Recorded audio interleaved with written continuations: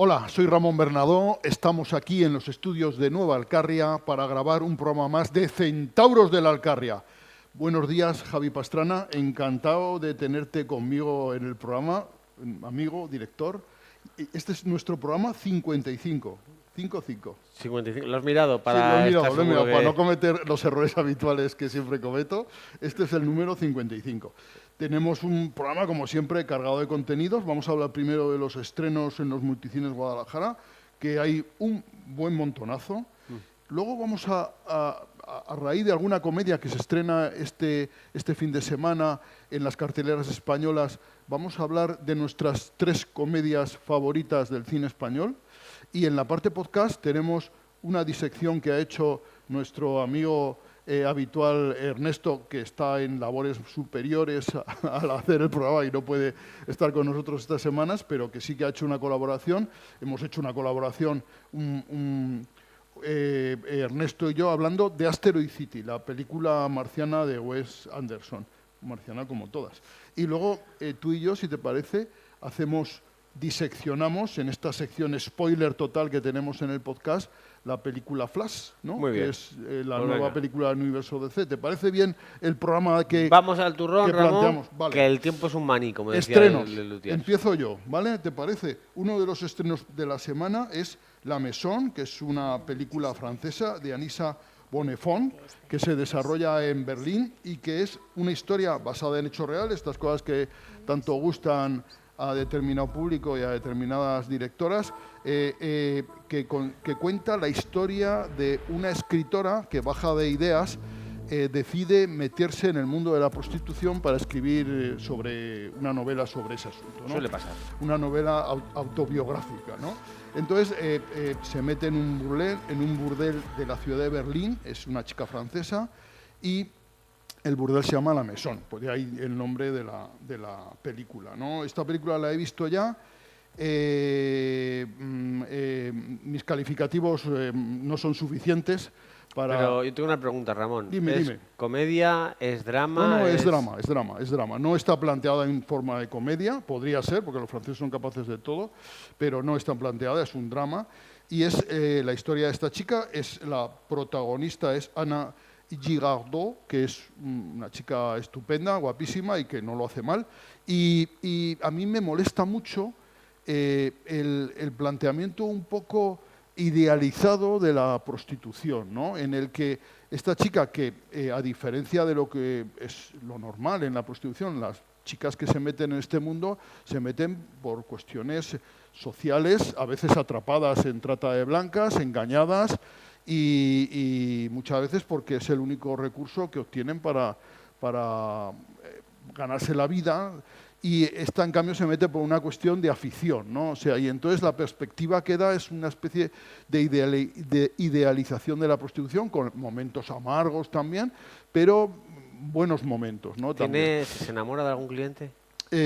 Establece relaciones amistosas con algunos. La verdad es que a mí me parece, la verdad es que este planteamiento me parece detestable, absolutamente detestable, y me ha recordado mucho estas películas de la época del Destape que nosotros, que se hacían estas películas eróticas con actrices un poco conocidas en las que había... ¿Puede ser una película cultureta o ni eso? No, a mí no me lo parece, desde luego. No sabes a quién puede gustar esta película. A mí, desde luego, no me gusta nada. Vale, bueno. Es una película nefasta en el mensaje y en la representación de la prostitución. Pues ya está.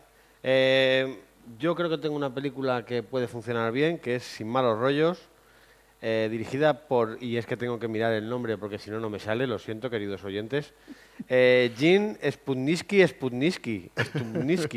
creo que es Sputnitsky 2 veces, no sé. Sí. Bueno, la cuestión es que es una película protagonizada, sobre todo, su gran atractivo es que está protagonizada por Jennifer Lawrence, esta estupendísima actriz, que en persona además es muy espontánea, tiene mucha vis cómica, y aquí viene a hacer de una chica que necesita pasta y poco como con la Maison, pues se busca un trabajo en el que tiene que ayudar a espabilar, entre comillas, a un chaval de 19 años. Es una comedia políticamente incorrecta.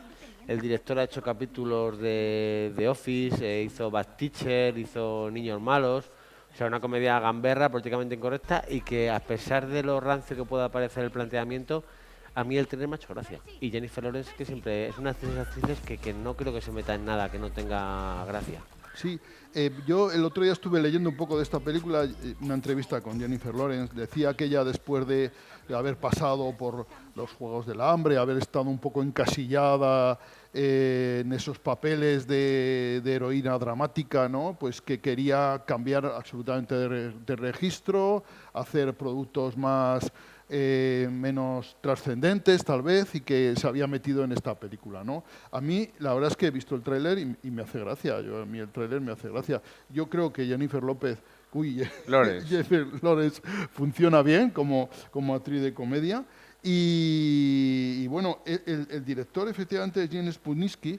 No repitas la que ya he dicho yo. Tienes que decir algo nuevo o pasar a la siguiente película. No, voy a decir una cosa que te conozco. Es el guionista de Bad Teacher. Pero si ya lo he dicho yo, lo de Bad Teacher. Pero que es que quiero decirlo. A mí Bad Teacher es una película que me gusta mucho. Vale, venga, siguiente película, que te enrollas, que te gusta más el sonido de tu voz, Ramón. Sí, venga. es verdad, tienes razón. ¿Qué te iba a decir? Otra de las películas, La Fortaleza. La Fortaleza era para ti Era o para mía, mí? la tuya, La Puerta entonces, Mágica. Entonces, La Puerta Mágica. La Puerta Mágica es una producción de Jeffrey Walker, del director, y es una especie de Harry Potter de baratillo, ¿no? Y el tono, la fotografía, muchas cuestiones nos recuerdan al joven mago, ¿no?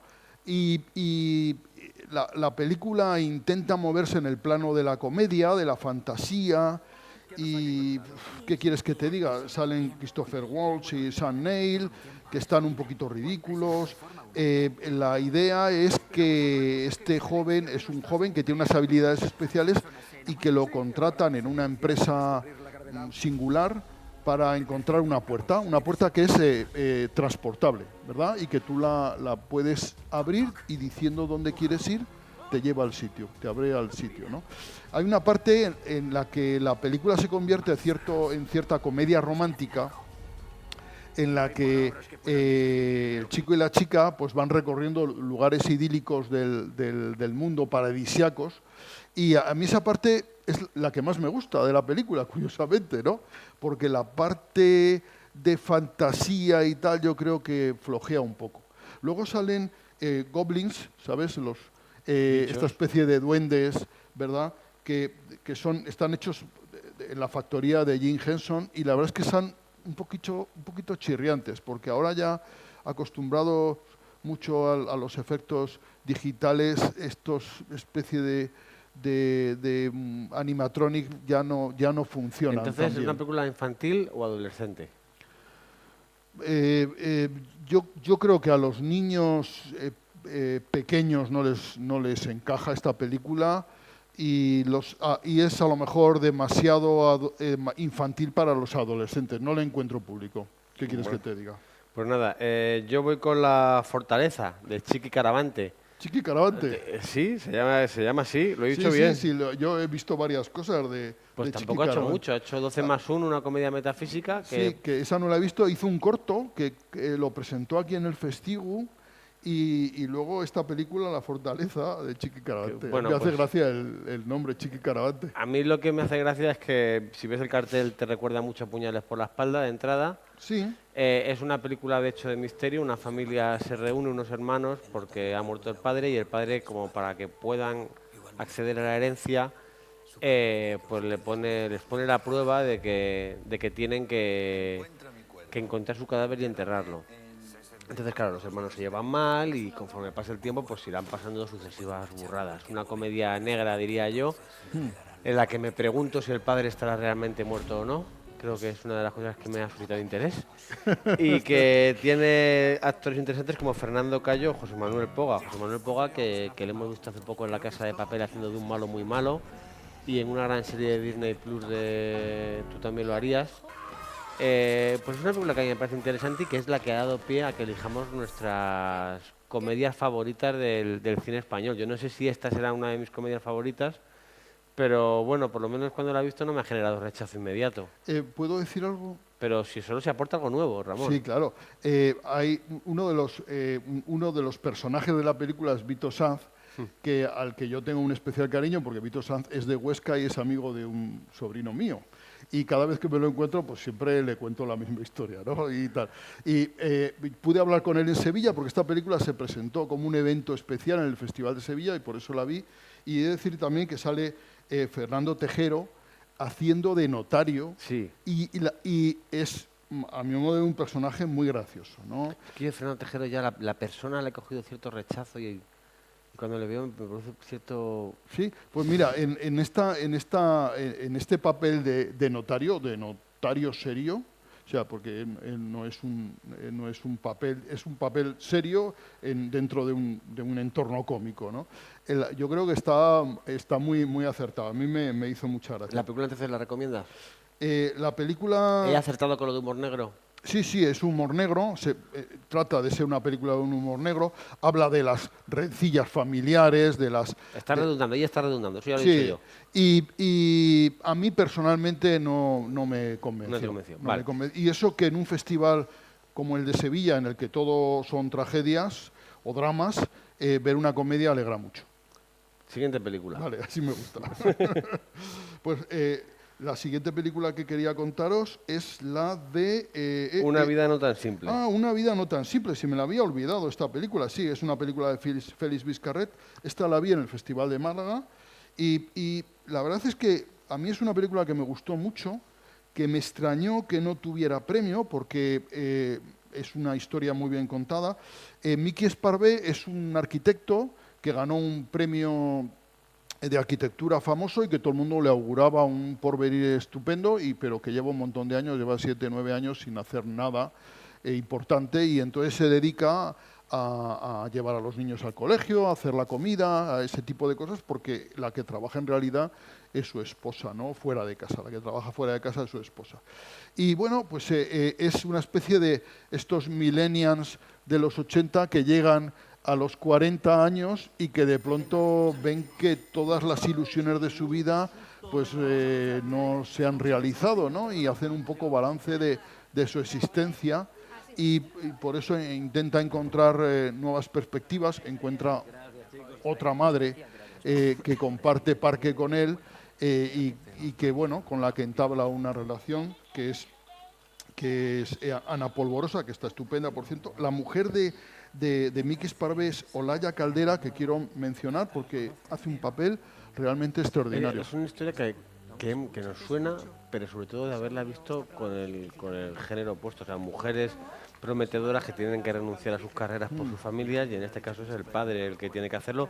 Me parece muy interesante esa propuesta. A Félix Vizcarret se le planteó en la rueda de prensa cuánto había de autobiográfico, ¿no? en esta historia, y él dijo que nada, que eso le había contado un amigo. Esto era una cosa que le había contado un amigo, ¿no? No, pero está bien que se vean también situaciones de estas, porque por ejemplo, yo tengo un hermano que es amo de casa, como quien dice, y parece que siempre lleva cierta connotación negativa que un hombre sea amo de casa, aún en este siglo en el que vivimos.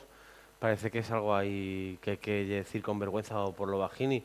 Y está bien que hay historias de estas con amos de casa. Sí, a mí ya te digo, es una película que me gustó bastante y que yo creo que Miki Esparvé, que no es un actor que a mí me haya convencido demasiado, aquí en esta película yo creo que está muy bien, muy acertado y que representa muy bien esa presión social y personal que recibe, como tú dices, alguien que se dedica a ser amo de casa, ¿no? ¿Drama ligero o drama? Es una comedia, lo que ahora se llama una dramedia, ¿no? Es una comedia ligera, ¿no? O un drama ligero, no está planteado. ¿Cuál era el título? Te lo digo otra vez. Es Una vida no tan simple. Una vida no tan simple. Félix Vizcarret es muy un bien. director. Y yo voy a la última, que esta sé que te habría gustado hacerla a ti, pero me la he quedado yo. Bueno, realmente me la has dado porque te dejé elegir las películas. Sí, bueno, me diste tres a elegir y, claro, elegí el pack que había visto las tres, porque, claro, es más fácil, ¿no? Hacer un comentario de una película que has visto que no basándote solo en mi pack era más divertido, trailer. porque tiene la tercera película que nos ocupa, que es su único hijo, dirigida por David Helling, que fue sargento de la Marina de los Estados Unidos antes de meterse a director de cine y contar historias sobre nuestro Salvador Jesucristo, y es que en la sinopsis de IMDb lo pone así. Y esta última de su único hijo, que es su primer largometraje, si no me falla la memoria, Abraham, es la Señor, historia de Abraham. toma a tu hijo. Un día se despierta, Abraham, te tienes que venir a Monteste a matar a tu hijo, si me quieres. Isaac y yo iremos. ¿Sabes? ¿Por Pero qué si me Isaac? quieres, Porque el Señor lo tienes que venir a ordena. matar a tu hijo. Asegúrate. Es una historia El mundo es un lugar peligroso. El Señor nos dio esta que tierra. hoy en día que deben verla Sé a la quién cultura. pertenece. Le he dado al rey muchos tributos. ¿Cuál es tu nombre, anciano? Él quiere que lo hagamos como recordatorio de que la muerte es el castigo por nuestro pecado. Hay algo imposible para el Señor. ¿Qué pretendes? Todos somos ciegos hasta que nuestros ojos se abren para que la esperanza permanezca. ¡Tómame! En la Biblia de John Huston, en la parte final, porque esto es el Génesis, ¿no? Se veía esto, yo creo que se representaba la peor parte de la película, desde luego era esa, y ya sabes que además Abraham y Sara tienen un hijo deseadísimo, cuando él tenía 100 años y ella 90. O sea que ya de muy mayores, y además Dios le asegura que tendrá descendencia y que tendrá múltiples nietos y bisnietos. O sea Porque se habla mucho del santo Job, pero Abraham también tenía unas espaldas grandes para aguantar ahí. O sea, cuidado Abraham, ¿eh? Cuidado Abraham, eso es fe. Sí, porque además luego con el encargo de cargarse a su hijo, ¿no? Encima lo tiene que hacer casa Cristo. O sea que hay que coger y ir y viajar un viaje largo. Y yo creo que a los 120 años que tendría más o menos, o 115 que tendría cuando le encarga matar a su hijo, pues ya no estaba ¿Tú para no te muchos imaginas trotes. a Dios diciendo, venga Abraham, tienes que matar a tu hijo? Tienes que irte. Me va a decir que no. tienes Dios diciéndole a un ángel, me va a decir que no, que cómo va a matar a su hijo. Vale, Dios, ¿cómo? Dice, "Jo, macho, este tío es tonto. A ver, no, Abraham, pero que además tienes que hacerlo en el monte allí de Moria, que suena a lo de las minas de los Señores de los Anillos. Que efectivamente, pero que esa relación entre el Señor de los Anillos y la Biblia yo la desconocía totalmente. Pero bueno, siempre he escuchado que Tolkien era como católico y tal, ¿no? Pues a lo mejor estaba ahí. Estaba pero ahí, claro, sí, pero Dios debía fliparlo muy fuerte con Abraham. O sea, que se está yendo el tío, que ha cogido... Le he dicho lo de los hijos, le he esperado a los 100 años. Yo que tengo un niño de 5 y una niña de 2 con 42 y no puedo perseguirles por el Parque Ramón, que veo a padres de 30 años jugando y me dan ganas de pegarles o de pagarles para que jueguen con mis hijos también. Tú imagínate, 100 años, el bueno de Abraham, tío. ¿En qué momento alguien escribiendo la Biblia dijo, esta historia es buena? Esta historia me vale. ¿Qué quieres enseñarle con eso? Pues nada, que lo que le digamos, porque además como que también legitima luego barbaridades por la fe, ¿no? Hablando de la película, el tráiler es horroroso. Horrible, horrible. O sea, el horrible. tráiler es lo que menos, porque yo ya sabes que me gusta verlo todo, o sea, pero esta película yo creo que no voy a verla porque es que son 102 minutos o algo A así. ver, a todo esto, Y- al que le guste nos parece muy bien. No, pero sí, pero nosotros estamos aquí un poco para aconsejar, para informar y para dar nuestra opinión. Y yo con el tráiler, mira que yo soy de los que me gusta ver todo, es que no voy a ir a verla. El tráiler me echa totalmente para atrás. Esta película tiene solo 2 sesiones el viernes, o sea, quien quiera verla tiene que darse prisa. Ah, no sabía yo eso. Sí que he visto que había 2 sesiones, pero solamente el viernes. El viernes 2 sesiones sí, porque hacen estos O sea, estrenos, que esto que es es un- verdad que se llenan bastante en esos 2 estrenos, pues hay Sí, un público en esto Guadalajara tiene que le un gustan estas público películas. Si yo sabes que estas películas no me las pierdo. A mí me gusta el cine religioso, a mí es un género que me gusta. Tal vez sea por mi profunda educación católica, mis muchísimos años de colegio de curas, pero a mí es un género que me encanta. Es verdad que ya te digo, esta historia me parece complicada. Bueno, y después comentar, que yo no sé si lo habías sabido tú, que en los Multicines Guadalajara se estrenaron 2 capítulos de una serie que se llama Las Noches de Tefia. Sí, yo me he quedado también sorprendido. Es una producción de A3 Media, me parece, y se han estrenado 2 No, capítulos. bueno, se van a estrenar el jueves 20, ¿hoy es 22? Hoy es 22, sí. Hoy día de grabación es 22. Que grabamos hoy, el 22. Hoy día de emisión, viernes 23, fue ayer. Os lo habéis perdido. O sea que, ¿Queréis verla? y Pues no. solamente es ese día, el jueves, y ya está. Sí. No se emite más veces. De una serie de 3 medias sobre una historia de un campo de concentración en el que había homosexuales y la historia juega... Campo de concentración en España, en la posguerra o durante la guerra, por lo que he visto yo en el tráiler, y tiene ahí una mezcla de contenido realista con algo onírico, que yo supongo que es una especie de evasión de estas personas que están en ese campo de concentración, que a mí me ha atraído. La verdad es que... A mí lo que es lo del efecto onírico me ha traído, ver en el trailer cómo está plasmado me ha generado rechazo y me ha parecido interesante que la serie juegue con una tercera historia o línea que es ya en el presente con uno de esos presos reconociendo a uno de sus actores. Hombre, es una serie y yo creo que una serie da... De 6 capítulos, tampoco tiene muchos más. Es una miniserie, ¿no? Pero yo creo que da para desarrollar la historia bien, sí. Interesante. Y por la situación y tal, es que yo no me he informado bien, pero debía ser un campo de concentración en Canarias, ¿no? Sí, es en España y probablemente existió en territorio español, pero porque sí. hay muchas cosas de estas que no conocemos, ¿no? Estamos esperando que se haga alguna película sobre los campos de concentración franceses en los que metían a los republicanos españoles según salían de aquí. Sí, todo eso, pero eso yo creo que hay alguna cosa, ¿eh? ¿Sí? De eso sí, por lo menos documentales he visto yo. Documentales, pero películas. De eso. Bueno, y luego para el próximo programa ya habrán estrenado y habremos visto, espero, la nueva película de Indiana Jones. Se estrena el próximo miércoles. ¿Se estrena el miércoles que viene? El miércoles que viene se estrena. Ah, qué buena idea. Pues no lo sabía, yo pensaba que se estrenaría el viernes, como todas las producciones, pues me parece sensacional, porque eso nos da la oportunidad de verla el miércoles y de comentarla en el próximo programa de manera, incluso haciendo un spoiler total. Por eso, va a ser maravilloso. Vamos, yo estoy absolutamente encantado con la idea. Podremos decir si es buena o mala, si es woke o no es woke, que creo que ha recibido muchas críticas por el personaje de Philly Bolly Flower, la chica de Fleabag. Pero vamos, y director James Mangold, muy interesante, muchas ganas. Sí, yo muchas ganas de ver quinta entrega de Indiana Jones, que vamos, a mí desde luego la saga me parece sensacional y ver esta película, además esa buena idea que han tenido de hacer el estreno el miércoles para que la podamos comentar. Nosotros, ¿verdad? Claro, bueno, agradecemos mucho a la distribuidora este detalle que ha tenido con nosotros.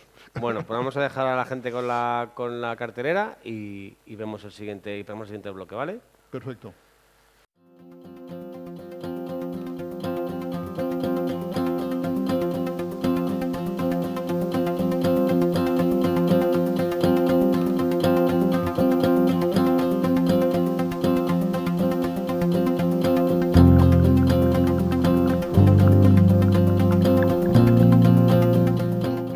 Javi, justo antes de empezar el programa, me ha dicho, no hemos sacado tema esta semana. Espera, es que estoy a punto de hacer aquí un giro. Un plot twist.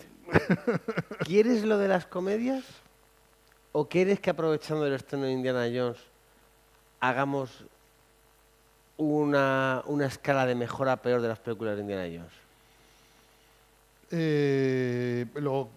Yo creo que ya que he pensado lo de las comedias me gustaría hacerlo, porque a mí y si quieres lo de la escala de las películas de Indiana Jones, perfectamente también, porque yo la tengo más o menos clara. No tenemos tanto tiempo.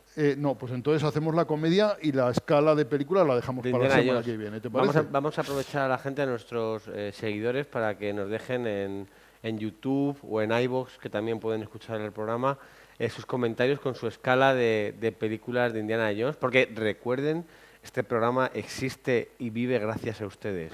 Denle a like, compartir, comenten, recomiéndenlo a sus amigos, como hemos descubierto este fin de semana que hace nuestro queridísimo amigo Pablo Franco, con quien Ramón se estrenó en el mundo de las ondas. Así que nada, esperamos sus Indiana Jones de menos a más o de más a menos, lo que prefieran. Bueno, Ramón, tus comedias favoritas. ¿Una cada uno? Vamos diciendo una cada uno. a mí me ha soltado justo antes de empezar el programa, vamos a hablar de las mejores comedias para nosotros del cine español, y yo la verdad es que me ha costado poquísimo, pero poquísimo pensarlas, ¿no? Porque es como que las tuviera muy claras, ¿no? Mira, y te hablo primero de Plácido. Plácido es una película del año 1961 de Luis García Berlanga. Berlanga ya tenía un prestigio. En 1953 ganó en Cannes por Bienvenido Mr. Marshall. Era un director internacionalmente conocido. Fue en el año 61 fue a defender una película en Hollywood para los Oscars y ahí conoció, él lo cuenta en su biografía, a Kim Vidor, a William Wyler, a Billy Wilder, a Frank Capra, a Frank Zinnemann. O sea, él conoció a los grandes directores de Hollywood y él, que era, según él, un directorcillo español, se asombró de que estos grandes del cine le conocieran, ¿no? En Plácido, él hace un retrato, a mi modo de ver, colosal, de la España de la época, del año 61. Si tú quieres saber cómo era la España del año 61, tienes que ver Plácido. Y hay un plano que yo creo que es uno de los mejores planos, no de la historia del cine español, sino la historia del cine en total, que es ese plano en el que esa cabalgata de fiesta en la que va el isocarro de Plácido también, se cruza con un entierro, ¿no? con un cortejo fúnebre. Y en esa ciudad aún de suelos de polvo, de barro, y es un plano general en donde se ve aquello, y yo creo que es el retrato perfecto de la España de esa época, ¿no? Y Plácido, las grandes comedias siempre en realidad son grandes dramas contados como comedia. Eso lo decía, sobre todo en el caso de Berlanga. de Berlanga o de Billy Wilder, por ejemplo. Billy Wilder, el apartamento no es... Es que el apartamento no es una comedia. La gente tiene en la cabeza la idea de que el apartamento es una comedia y el apartamento no es una comedia. Es una comedia, porque te voy a decir, eso Billy Wilder lo decía muy bien. Dice, lo que diferencia una comedia de una tragedia es el tono. Es el tono. Y el apartamento, como Plácido, están contadas en tono de comedia. Esa cosa... Pues yo no me reí con el apartamento. Hombre, sí, porque es una tragedia. Con ¿no? Irma la Dulce me reí, con el apartamento no. Con el apartamento decía, venga, que ahora empezamos, ¿eh? Como con Clint Eastwood en los puentes de Madison, venga, Clint, fuera al puente, porque estaba, venga, que ahora me río. Pues no, me estoy riendo. Pues Plácido te ríes al mismo tiempo que lloras, ¿no? Porque es la tragedia de un hombre que quiere pagar la letra de su isocarro con el que se gana la vida, ¿no? Y hay escenas maravillosas porque él se gana la vida haciendo portes con el isocarro, lo mete ahí José Luis López Vázquez, que es una especie de encargado de public relation, ¿no?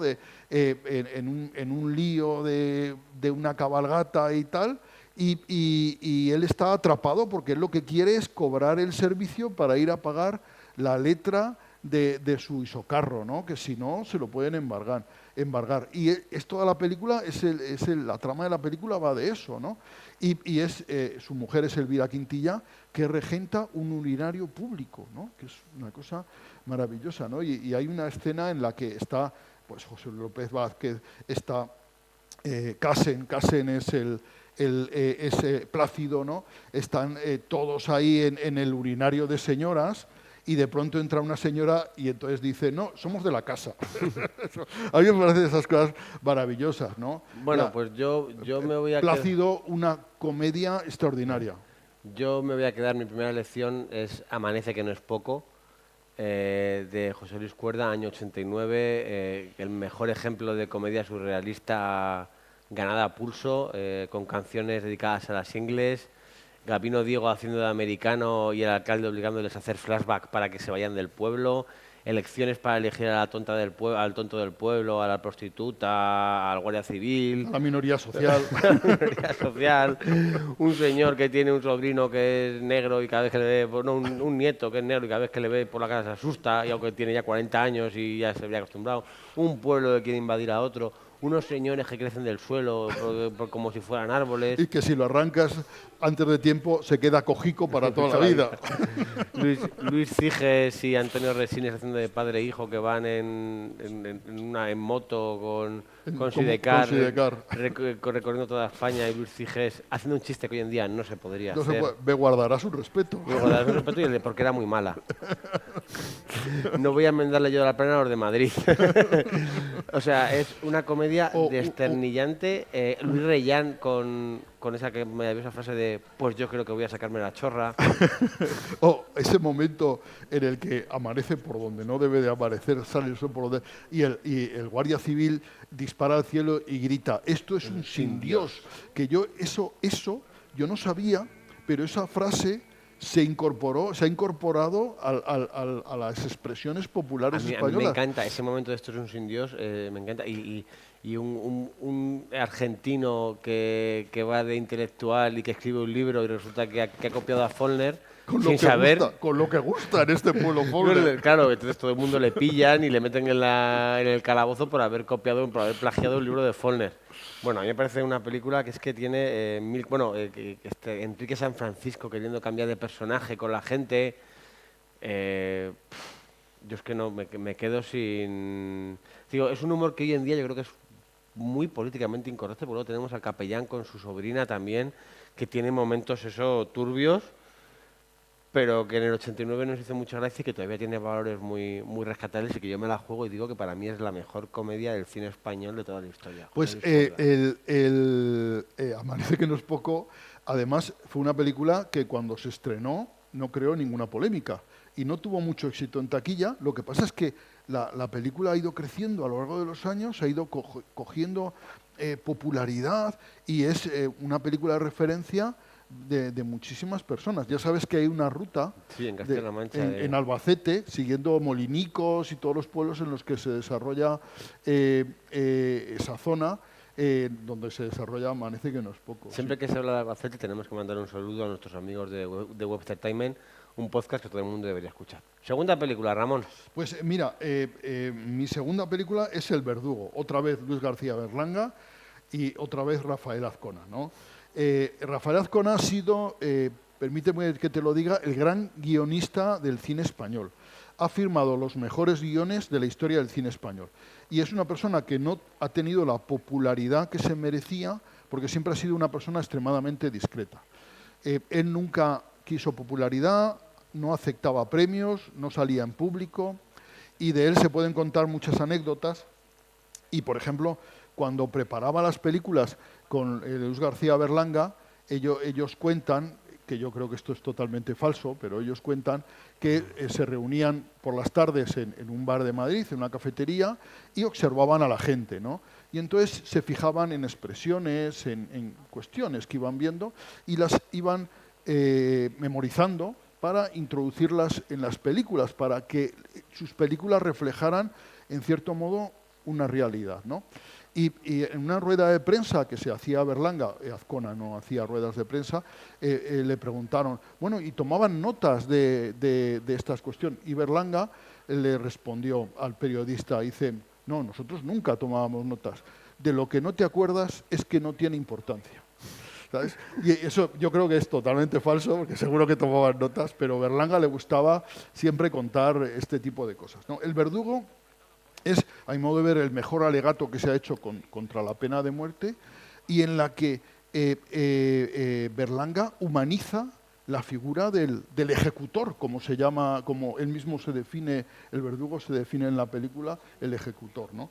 Tiene a Pepe Isbert de secundario, aunque en realidad es el gran protagonista. El Pepe Isbert, a mi modo de ver, es uno de los actores mejores que ha habido en la historia del cine. Aquí, en esta película, hay una escena en la que Nino Manfredi es sorprendido con la hija del Verdugo en su casa y entonces Pepe Isbert, que es un actor tremendamente bueno, entra en desolación y se sienta derrotado en la mesa de su casa, ¿no? Ese momento me parece una interpretación tan grande. Luego, el otro momento impresionante en la película es ese en lo que la Guardia Civil, en las cuevas del Drac en Mallorca, por lo bajini, va llamando al verdugo, fulanito de tal, fulanito de tal. Y ese verdugo, que tiene menos entereza que el reo, por cierto, pues Nino Manfredi también en esto coincide con Plácido, ¿no? Es un hombre atrapado en una situación que él no desea. Él ni quería casarse con Edma Penella, ni quería ser verdugo, él quería irse a Alemania, ¿verdad? Y le toca tener dos profesiones que nadie desea, enterrador y verdugo. O sea, que fíjate tú, es que es la tragedia personal más completa, ¿no? Un José Luis López Vázquez haciendo de cuñado, sastre de curas y militares. O sea, fíjate, un sastre, como dice, canónigo militar. O sea, una cosa maravillosa también. Y bueno, con su esposa María Luisa Ponte, que también hace un personaje estupendo. La verdad es que la elección de los actores por parte de Berlanga y la película es algo absolutamente colosal. Una auténtica obra maestra, El verdugo, a mi modo de ver. Una película que además nunca me he cansado de ver, que he visto, yo creo que la veo todos los años y que a mí es una película que cada vez que la veo me gusta más. Bueno, mi segunda opción es Todo es mentira, de Álvaro Fernández Armero, ejemplo de comedia a la madrileña. Creo que las más destacadas en aquella época fueron Amo tu cama rica y Todo es mentira. Yo me quedo con Todo es mentira. Bajarse al Moro también es de la época. Sí, pero como comedia madrileña de estas románticas y tal, yo creo que esas dos fueron los mayores exponentes. Y en esta Coquemaya está increíble, con una primera escena que termina con aquella frase de que te abraza tu puta madre. Si no la habéis visto, buscarla en YouTube si no queréis ver la película, pero es genial. Penélope Cruz en uno de sus primeros papeles, personajes hoy en día casi idolatrados como Cristina Rosenbinge, Santiago Segura en un cameo, tenemos también a Ariadna Gil, a Fernando Colomo en un papel, Gustavo Salmerón, Jordi Moya, un reparto increíble para la historia de Coquemaya, que se enamora de una chica, tiene muy mala suerte con las mujeres, y se enamora de una chica, Penélope Cruz, de la que está esperando. Coquemaya también es un poco desastre, pero él quiere una chica más o menos normal. Y lo que le espera es una relación, no diremos tormentosa, pero una relación pues, como las de verdad, un poco. Que si tú eres raro, pues, la persona de enfrente también va a ser rara. Y vas a tener episodios como el del pisto en la cena con los padres de ella, que es buenísimo. Y que a mí me dejó, tú decías la frase de esto es un sin Dios, a mí esta película me dejó una frase que he repetido durante mucho tiempo, que es la de me voy a Cuenca. Sí, la verdad es que, ojo, el plantel de actores jóvenes que luego han seguido prosperando que tiene esta película, porque la verdad es que los has citado yo creo que a casi todos y es que es asombroso, todos han tenido luego una carrera excepcional, o sea que es que fíjate, qué gran acierto, ¿no? Sí, y a mí la elección de Cristina Rosenbinge me encanta porque creo que le da un toque como que de culto además a la película. Es una película que para mí ya es de culto, que he recomendado muchísimo, pero es que además Cristina Rosenbinge como tiene ese aura también de algo superior, ¿no? Un poco como Alaska quizás, pero no tan popular como Alaska, sino algo incluso intelectual, no sé. Sí, yo coincido contigo en que Cristina Rosenbinge representaba, ella que fue sobre todo cantante, ha sido o es cantante, representaba un poco un tono superior de intelectualidad, ¿no? En sus canciones, en su manera de actuar, de ser, ¿no? Tenía un halo como más como elevado, ¿no? Es curioso, sí, a mí también me lo parece, ¿eh? Es una comedia romántica, muy coral, con muy buenos diálogos y muy buenas situaciones. El momento de ver la prueba de paternidad también. Ponte blanco, cabrón. Es que tiene frases que son maravillosas. Yo creo que Fernando Colomo intervino en el guión, me suena el asunto y tal. No, Fernando Colomo es uno de los grandes de la comedia española histórica, ¿no? Sí, muy bueno, bien. Tu tercera elección. Mi tercera elección es El Pisito, de Marco Ferreri, que es una película del año 58 que tiene como guionista, adivina, a Rafael Azcona. No me lo puedo creer. Y que, ¡Qué chopecha! Ramón. Y que a mí es una peli que también me apasiona. Fíjate tú te voy a contar el principio de la peli, ¿no? El principio de la peli se ve un coche de altísima gama circulando por las calles de Madrid, conducido por un extranjero medio borracho, rebosante de lujuria, ¿no? ¿Vale? Y luego, unas escenas más tarde, se ve a la pareja de novios protagonista subiéndose a un tranvía en una calle que no está asfaltada y con un rebaño de cabras al fondo, cruzándose, ¿no? Y esa mala leche que tiene Marco Ferreri, o ese dato de guión que hace Azcona, me parece extraordinario, porque representa esos dos mundos totalmente diferentes. La España de la época, esa del tranvía, de las calles sin asfaltar y del rebaño de cabras circulando por medio de Madrid, y otra, la imagen del extranjero, ¿no? Coches de alta gama, gente que se divierte, ¿no? Gente que está de fiesta, ¿no? Y en cambio en España no había fiesta, en España se sobrevivía, ¿no?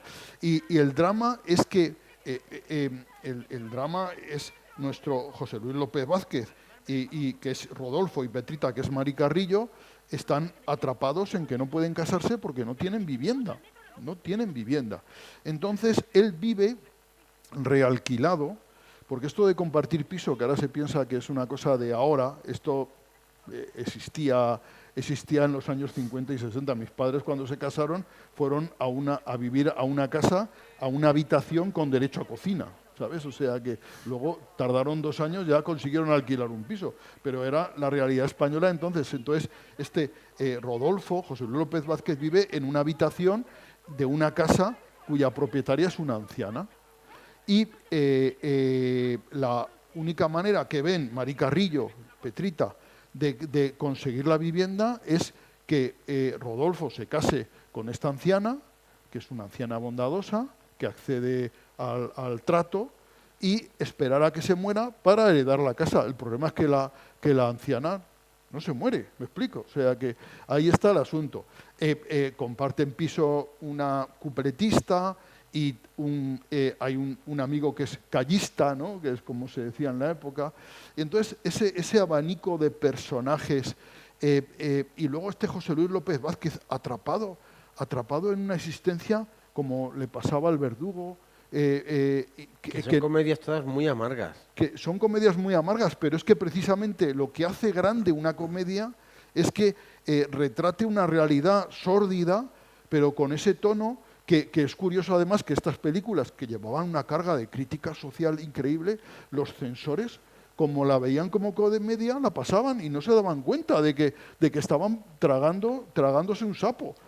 Los censores estaban, y esto es cierto, a alargar los vestidos de Jane en los cómics de Tarzán, a cambiar un amorío en Mogambo por una relación incestuosa. Sí, cosas absolutamente absurdas, ¿no? Y en suprimir escenas. Hombre, todo el mundo recuerda en Ben-Hur, ¿verdad? La famosa escena entre Tony Curtis y Laurence Olivier en la que se habla de almejas y mejillones, ¿no? Pero eso era Espartaco. Ah, Espartaco, perdón. Ben-Hur también tenía su momento gay, pero ese no sé si lo quitaron es o no. Que no se dieron cuenta del momento. No se dieron cuenta, ¿no? Pero eso era Espartaco. Pero, por ejemplo, esa escena se borra.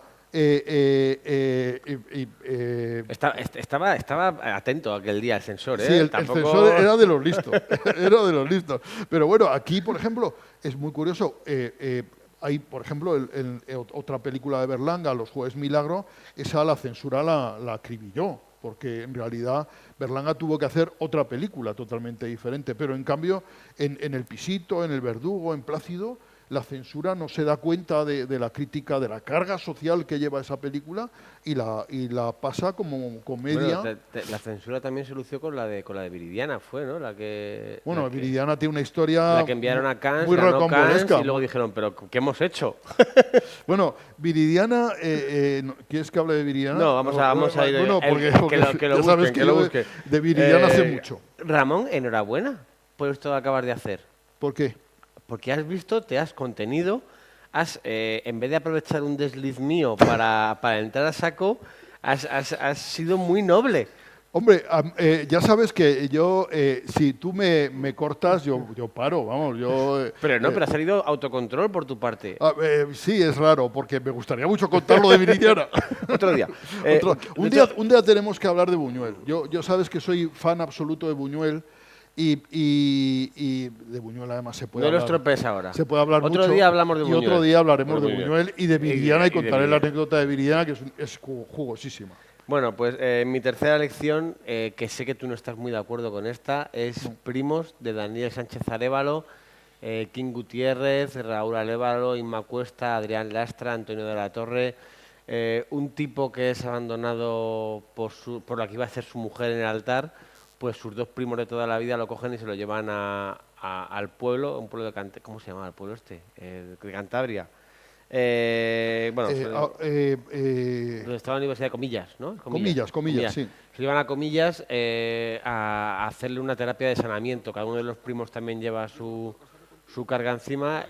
Para mí esta película es un lugar seguro porque es una película que no tiene altibajos emocionales, que te da todo el rato un reírte, un pasarlo bien, un saber que vas a ir a un lugar feliz. En aquella época también estrenaron, que me provocó una sensación parecida a La Torre de Suso, pero yo creo que está mejor, porque Daniel Sánchez Arévalo también parece mejor guionista. Creo que tiene películas muy buenas, como Azul Oscuro, Casi Negro y Gordos, en aquellas épocas. Y Primos me parece divertidísima. Raúl Arévalo está sensacional.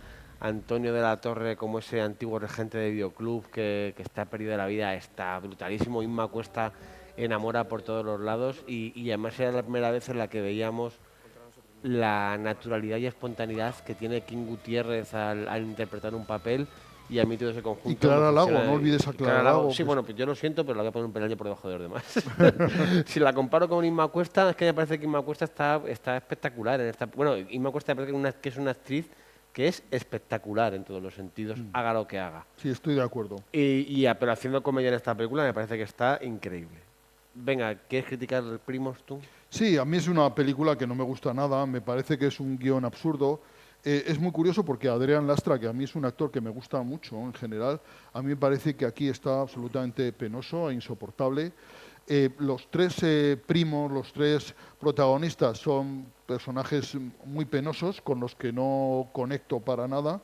Y sí que es verdad que Raúl Arévalo y Antonio de la Torre están muy bien. A mí sí que me gustan estos dos personajes.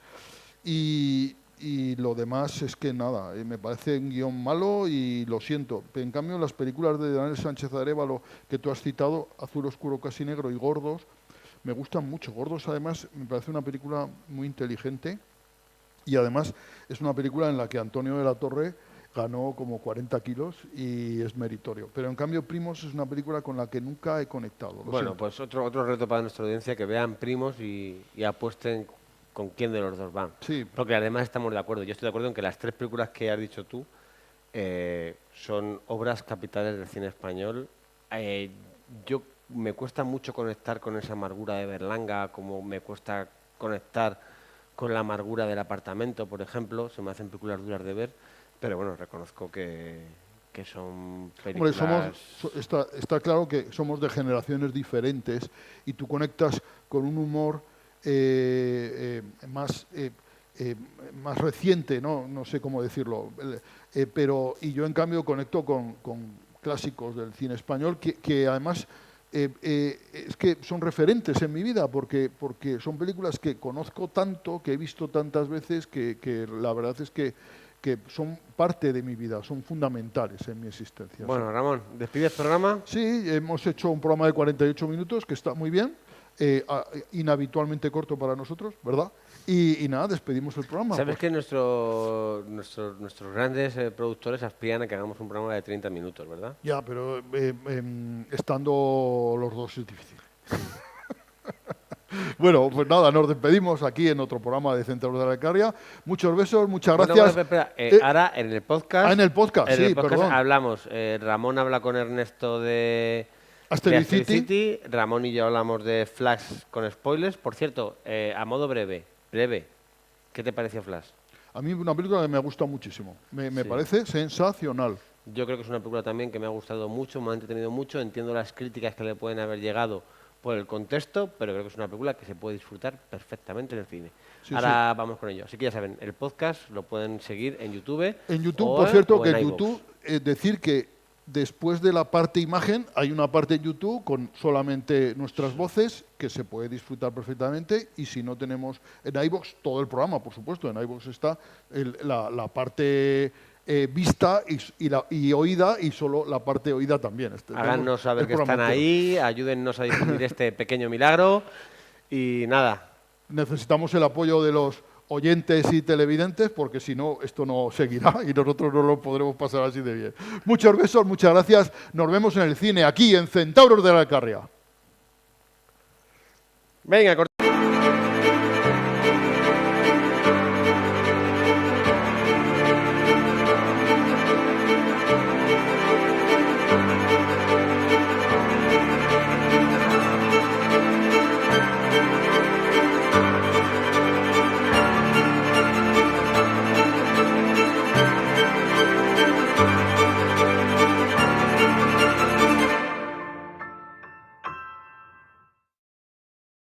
Seguimos aquí en Centauros de la Alcarria, en esta parte podcast.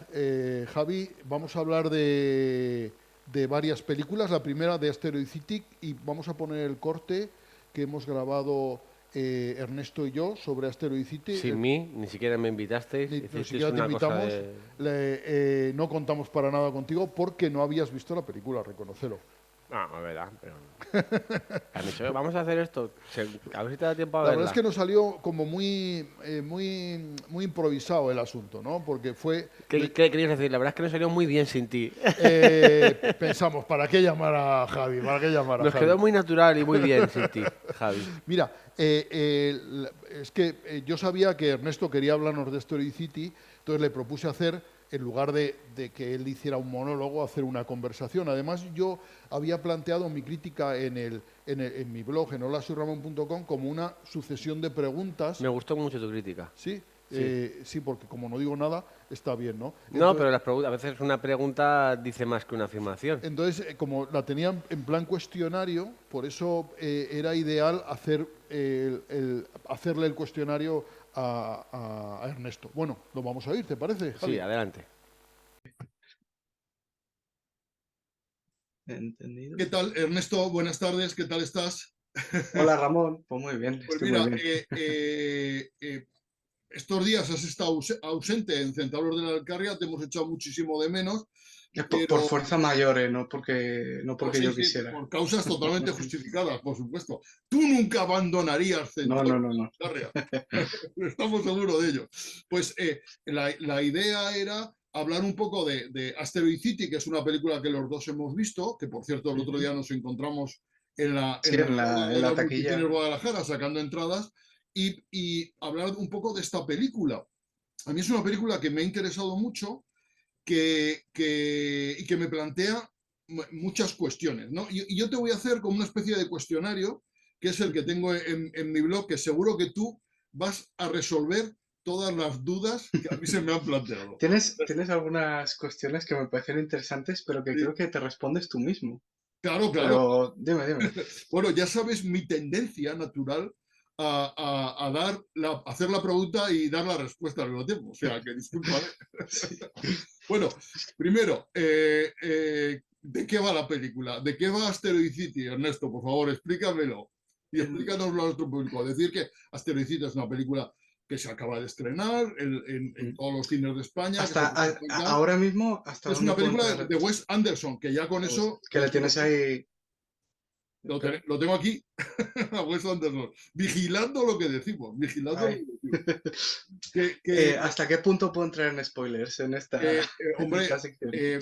yo creo que esta película, da igual lo que digas, es inimaginable configurar la película. O sea, que podemos, Ya, por mucho que digamos spoiler y digamos de cuentes- qué va, esta película, para entender algo o para apreciar algo hay que verla, porque por mucho que contemos de qué va la película, nadie se puede enterar, porque además como hay 30.000 tramas dentro de la película, pues... Creo que la gracia son las capas. A ver, es una película que, como muchas películas de Wes Anderson, empieza con un narrador que te empieza a contar un poco el marco en el que en el que va a ocurrir esta historia. Y esta historia es una obra de teatro. O sea, igual que el Gran Hotel Budapest era una serie de relatos que escribía un era, jolines. Un escritor, era un Sí, escritor. era un escritor, un periodista que iba a ese hotel y el dueño del hotel le contaba cómo llegó a ser ese dueño, así que ese periodista lo escribe y pues eso, igual que esa película era de ese modo, pues esta es una especie de presentador que está explicando toda la historia que hay detrás de una representación teatral, de una obra de teatro que se llama Asteroid City. Y te cuenta desde el, el autor de la obra, el director, la vida de los actores y sus historias dentro, y cómo todo eso afecta a la obra de teatro, que es luego lo que toda la parte pues que se ha visto en los trailers, lo diferencia estas dos cosas con secuencias a color y en blanco y negro. Las que son a color son lo que sería la representación teatral, lo que los espectadores verían si fueran al teatro a ver la obra de teatro de Asteroid City, y en blanco y negro sería como ese documental entre bambalinas de viendo un poco cómo ha llegado a ser esta obra de teatro. Y pues bueno, en esencia es eso. Luego la obra de teatro trata sobre un pequeño pueblo de estos perdidos en medio del desierto de Estados Unidos, en el que de pronto la gente se tiene que quedar en cuarentena porque ocurre algo, que no Que no vamos a voy a contar, que no decir vamos por a si contar. acaso, pero ocurre algo y pues como en todas las películas de Wes Anderson los personajes son muy pistorescos y muy graciosos y divertidos. Pues eso. Oye, Ernesto, ¿y por qué rodarla en Chinchón si todos son decorados? Esto se podría haber rodado en cualquier parte del mundo. ¿Por qué Wes Anderson, este señor que tengo aquí, por qué Wes Anderson se vino a rodar a Chinchón en plena cuarentena, en plena pandemia? ¿Y por qué? Si estamos toda la Le película saldría son más barato, me decorados, ¿no? imagino. ¿Por qué? A ver, Le, le saldría más barato. Sí que es verdad que si hay rodajes en localización, yo no los he pillado o no he conseguido pillarlos porque sí que es verdad que como todas sus películas son muy plásticas y muy visuales, pero sí que siempre tiene un estilo como un poco artificial, no como algo malo, sino como pues, el estilo que él siempre ha adoptado. Y sí que es cierto que rodar en localización para mí, con este tipo de películas, me resulta un poco impensable, pero no te sabría decir, probablemente por algún tema de presupuesto, a lo mejor en cuarentena le salía más barato rodar aquí. Vete a igual, saber. porque, oye, ¿y qué objeto tiene ese incesante desfile de actores, de personajes famosos, ¿no? Porque en la película sale Tom Hanks, Margot Robbie, Scarlett Johansson, Tilda Swinton, Adrian Brody, Jason Schwartzman, Bryan Cranston, yo que sé, Jet Goldblum, Edward Norton, y Oye, Steve Carell, Matt sale Dillon, Willem Dafoe. William Dafoe, yo qué sé, y me dejo actores Sí, sí, famosos. sí. ¿Por qué? ¿Por qué? ¿Por qué? Y estos cobran todos, por cierto, Ernesto. Hombre, me imagino. A mí, por ejemplo, el papel este de Tom Hanks me parece como un papel que suelen hacer además en sus pelis Bill Murray, ¿sabes? Como dices, joder, me ha faltado Bill Murray en esta peli, así que voy a coger a Tom Hanks. Pero sí, en las películas de este hombre, todas suelen estar llenas de actores archifamosos y además es una persona un director, vaya, que me parece que tiene muy buen ojo para actores jóvenes o para actores así que están empezando y los jovencitos bueno, hay alguna famosa, está Sofía Lillis, la de la peli de Dragones y Mazmorras, ¿te acuerdas? Sí, sí. Pues está esa, pero los actores jovencitos que los dos protas, la hija de Scarlett Johansson y el hijo de Jason Schwartzman, me parece que están súper bien y súper bien pensados, súper bien elegidos. No sé, me Y, parece que tiene, aparte de tener buen ojo y suerte con traer a toda esta gente tan famosa, también tiene muy buen ojo oye, para los nuevos. y qué quiere expresar? ¿Sabe Wes Anderson en realidad lo que quiere hacer con su película, lo que quiere contarnos con su película, o solo es un ejercicio de estilo en el que mezclar personajes, historias, es su afán sin en realidad transmitir nada de verdad, ¿no? ¿Qué te parece, Ernesto? Pues fíjate, a mí esta me parece como su peli más trascendente en ese sentido, como que más ahonda en todas estas inquietudes que tiene él visuales en las películas. O sea, bueno, me imagino que tendré que volver a verlas porque no es alguien que suela querer volver a ver.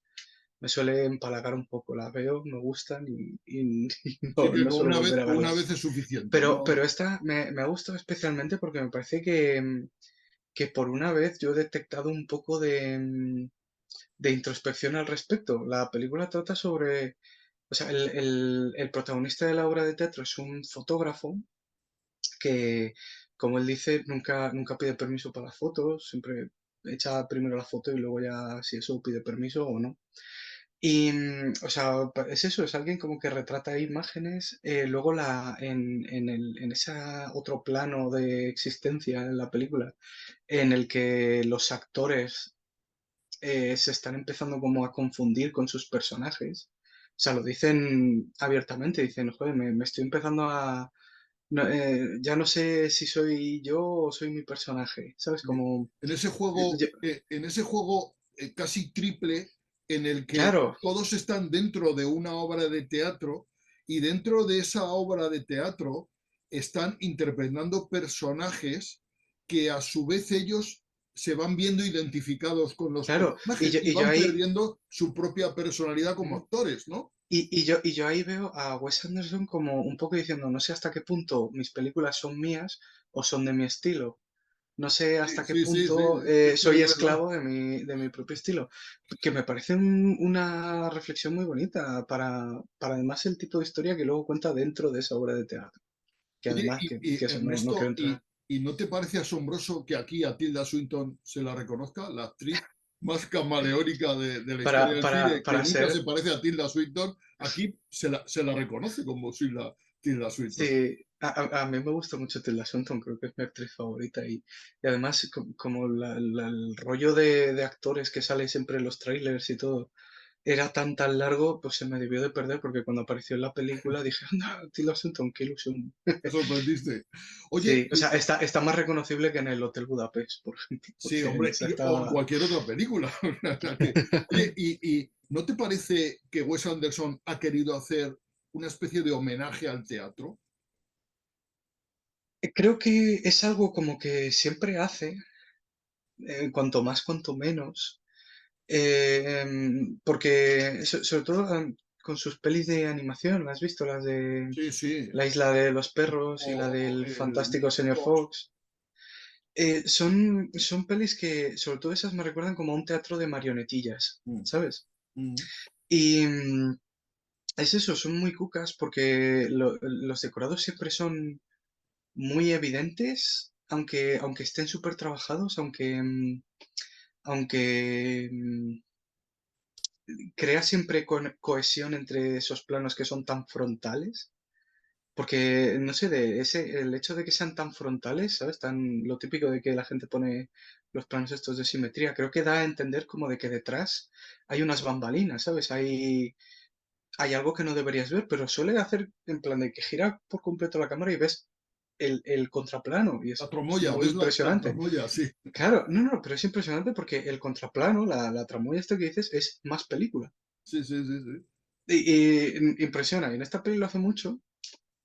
Y mola, sí que es verdad que es como un teatro más inmersivo. Creo que al final él está diciendo que el cine es como una evolución del teatro un poco más, no sé, con otras herramientas. Oye, Margot Robbie, ¿no te sabe a poco lo que sale Margot Robbie?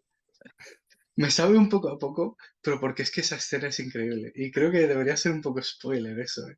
Esa escena, Ramón, creo que es la mejor Porque, escena que he visto en todo el año en una película. pero fíjate, Ernesto, lo curioso que es que vemos una foto de Margot Robbie eh, Sí, y ahí me di como a cuenta, mitad de dije, metraje o algo así, ¿no? Y, sí, sí, y, digo, es y Margot. posiblemente pensemos que ya no va a salir Margot Robbie, porque Claro, dices, "Oh, una foto". Pero, o sea, la escena es muy breve. La escena es muy breve y además, es que quiero hacer un pequeñísimo spoiler. Es que el personaje de Jason Schwartzman se encuentra con ella de casualidad. Y ella está haciendo, bueno, en la obra de teatro, ella sale en una foto porque ella era la esposa de Jason Schwartzman antes de que falleciera. Y se supone que en esa obra de teatro había una escena que eliminaron, que quitaron, en la que ellos dos tenían una conversación. Pero al final en la obra de teatro solo sale en una foto. Y él, al encontrársela como actores, en calidad de actores, no en calidad de personajes, sino de como los actores. personajes, él creo que se confunde y dice, creo que eres la mujer que hace de mi actriz. O sea, se confunden las palabras. En lugar de decir la actriz que hace de mi mujer, haces de la mujer que hace de mi actriz. O algo así, no me acuerdo Sí, sí, sí, exactamente lo sí, que sí, dice. sí. Pero que es como eso de que está diciendo yo, joder, me estoy empezando a fundir con mi personaje, ya no sé qué es real o qué es verdad. Y bueno, y al final esa escena es espectacular, o sea, yo creo que solo por esa escena merece la pena ver la película. Oye, ¿cuánto ha podido cobrar cada actor? Porque todos han tenido que bajar el caché. Aquí es imposible que hayan cobrado. Habrán cobrado una Creo, cuestión simbólica. Si no, este pobre hombre se ha arruinado. bueno, él no, él a O la Fox les productora, arruinará, ¿no? y como ahora Fox es de Disney, pues Sí, bueno, no, no, da no igual, ¿no? tendrán problema en la panoja. Pero yo creo que al final, como suelen repetir mucho los actores con él, debe de ser un poco en plan, no sé, Son sí, colegas, en plan haces una amiguetes. concesión porque quiero salir en la peli de mi amigo. Y Sí, me sí. parece bonito. Tom Hanks, o sea, tendría que hacer memoria, pero creo que Tom Hanks nunca ha salido en una peli de Wes Anderson. A mí no me O, suena. o a lo mejor en alguna peli de estas de No, a animación mí no hacía me algún suena que haya papel, salido. A mí no me pero a suena. mí tampoco. Y por eso te dijo, joder, me parece un papel como muy de Bill Murray y me extraña que sea Tom Hanks el que lo haga. Que está bien igualmente Sí, también. hombre, está muy bien. Además hace gracia, ¿no? Porque Tom Hanks Sí. es un Que además tiene como una pistola siempre guardada en la Sí, sí, bragueta, que la usa. sí, pero eso es Está muy, gracioso. muy norteamericano, ¿no? Oye, este Wes Anderson siempre se ha dicho que es un director que ha nacido en la América profunda, pero que parece europeo, ¿no? Por esa manera tan especial de hacer cine. ¿Y Mm. tú crees cuántas personas van a ir al cine en Estados Unidos a ver la película de Wes Anderson? ¿10, 20? ¿Cuántas calculas tú? Echando por lo alto, 30. Yo creo que es un director que es de los pocos que tienen caché aún de decir, Wes Anderson ha sacado peli. A lo mejor no atrae a tanta gente como Spider-Man o Hombre, seguro. extraña Eso o Flash, seguro. aunque Flash esté pegando un poco tropiezo. Pero creo que a la gente que le interesa este tipo de películas, y más aún a gente que simplemente sabe quién es Wes Anderson, sí que va a verlas. Mm. Y a nada que vaya la mitad de gente que ha ido a ver Flash, yo creo que esta peli ya va a recuperar pasta. O sea que Sí, que todo va al mismo cajón, ¿no? O sea, al mismo cajón. sí, Oye, ¿el alienígena en la película es un spoilers. personaje o es Wes Anderson, el alienígena? Spoilers. Ah, bueno, spoilers ya puestos. Sí, ya. Eh, hay un momento en la peli que Pero ¿quién es más eh, alienígena, el alienígena o Wes Anderson? ¿Quién? o Wes A ver, por Anderson. favor, ¿quién El, viene el de otro alien, planeta en realidad? el alien es muy simpático, me hace gracia. Además es como de stop motion. Sí.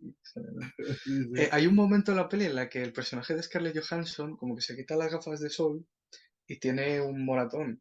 Y Mm, le pregunta, ¿por qué tienes un moratón? Ya no, es para el papel, no es de verdad, es maquillaje. maquillaje.